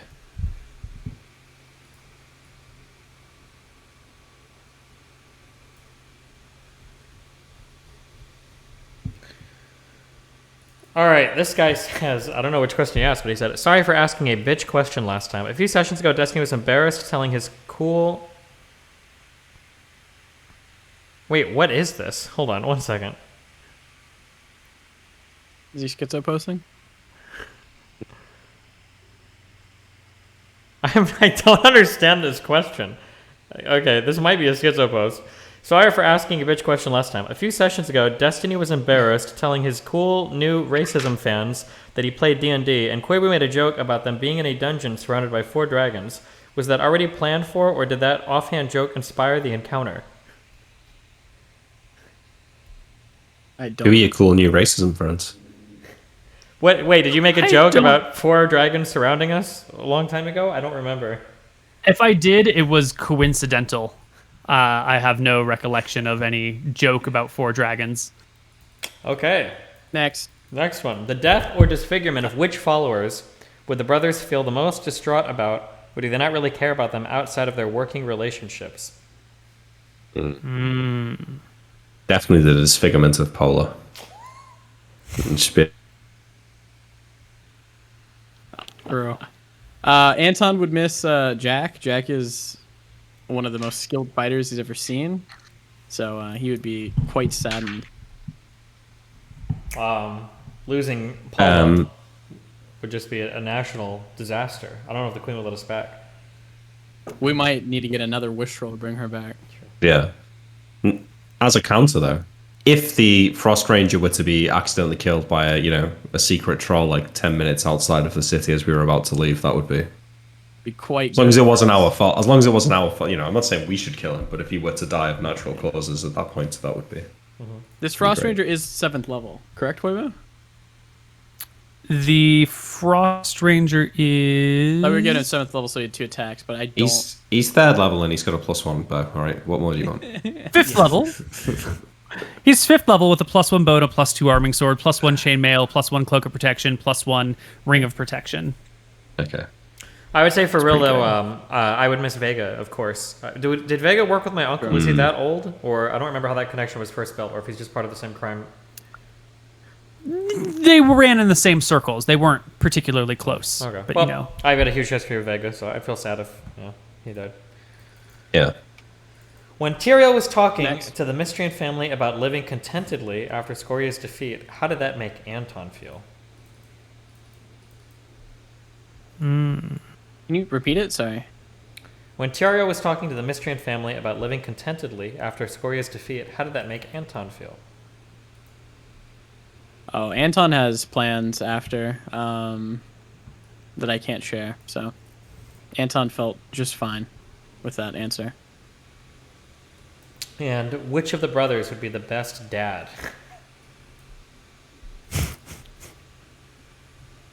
Rick, clearly. Tyrael wouldn't Why- pay the kid any attention. Anton would probably, shake it to death. Jesus Christ! So I think Imric's probably the best, the most suited. I feel like it'd be like 3 different styles of parenting. Like Tyra would probably be like a hard ass, like super disciplined or whatever. Imric would be like you'd raise your weird priest cleric kid or whatever to be like part of the holy order from birth. And then Imric would be like, oh, I'm the cool dad who goes out drinking with his kid when he's only 15, but also That's makes it, yeah. creepy comments about his like female peers who are also 15. Listen, kid, why don't you gather your friend Katie over here and we'll all smoke a joint? Jesus, yeah. Base. Oh, I'm sorry. The cleric priest kid was supposed to be Anton, not Imric. Sorry. Is that it? Yep. Well, anything else, Corbu? Anything you want to say to us before we leave for 2 weeks? We will see you on the other side with some more exploration of Glacia. All right. That's it. Have fun, guys. Peace out. We will be Bye-bye. back Au in 2 revoir. weeks. Bye.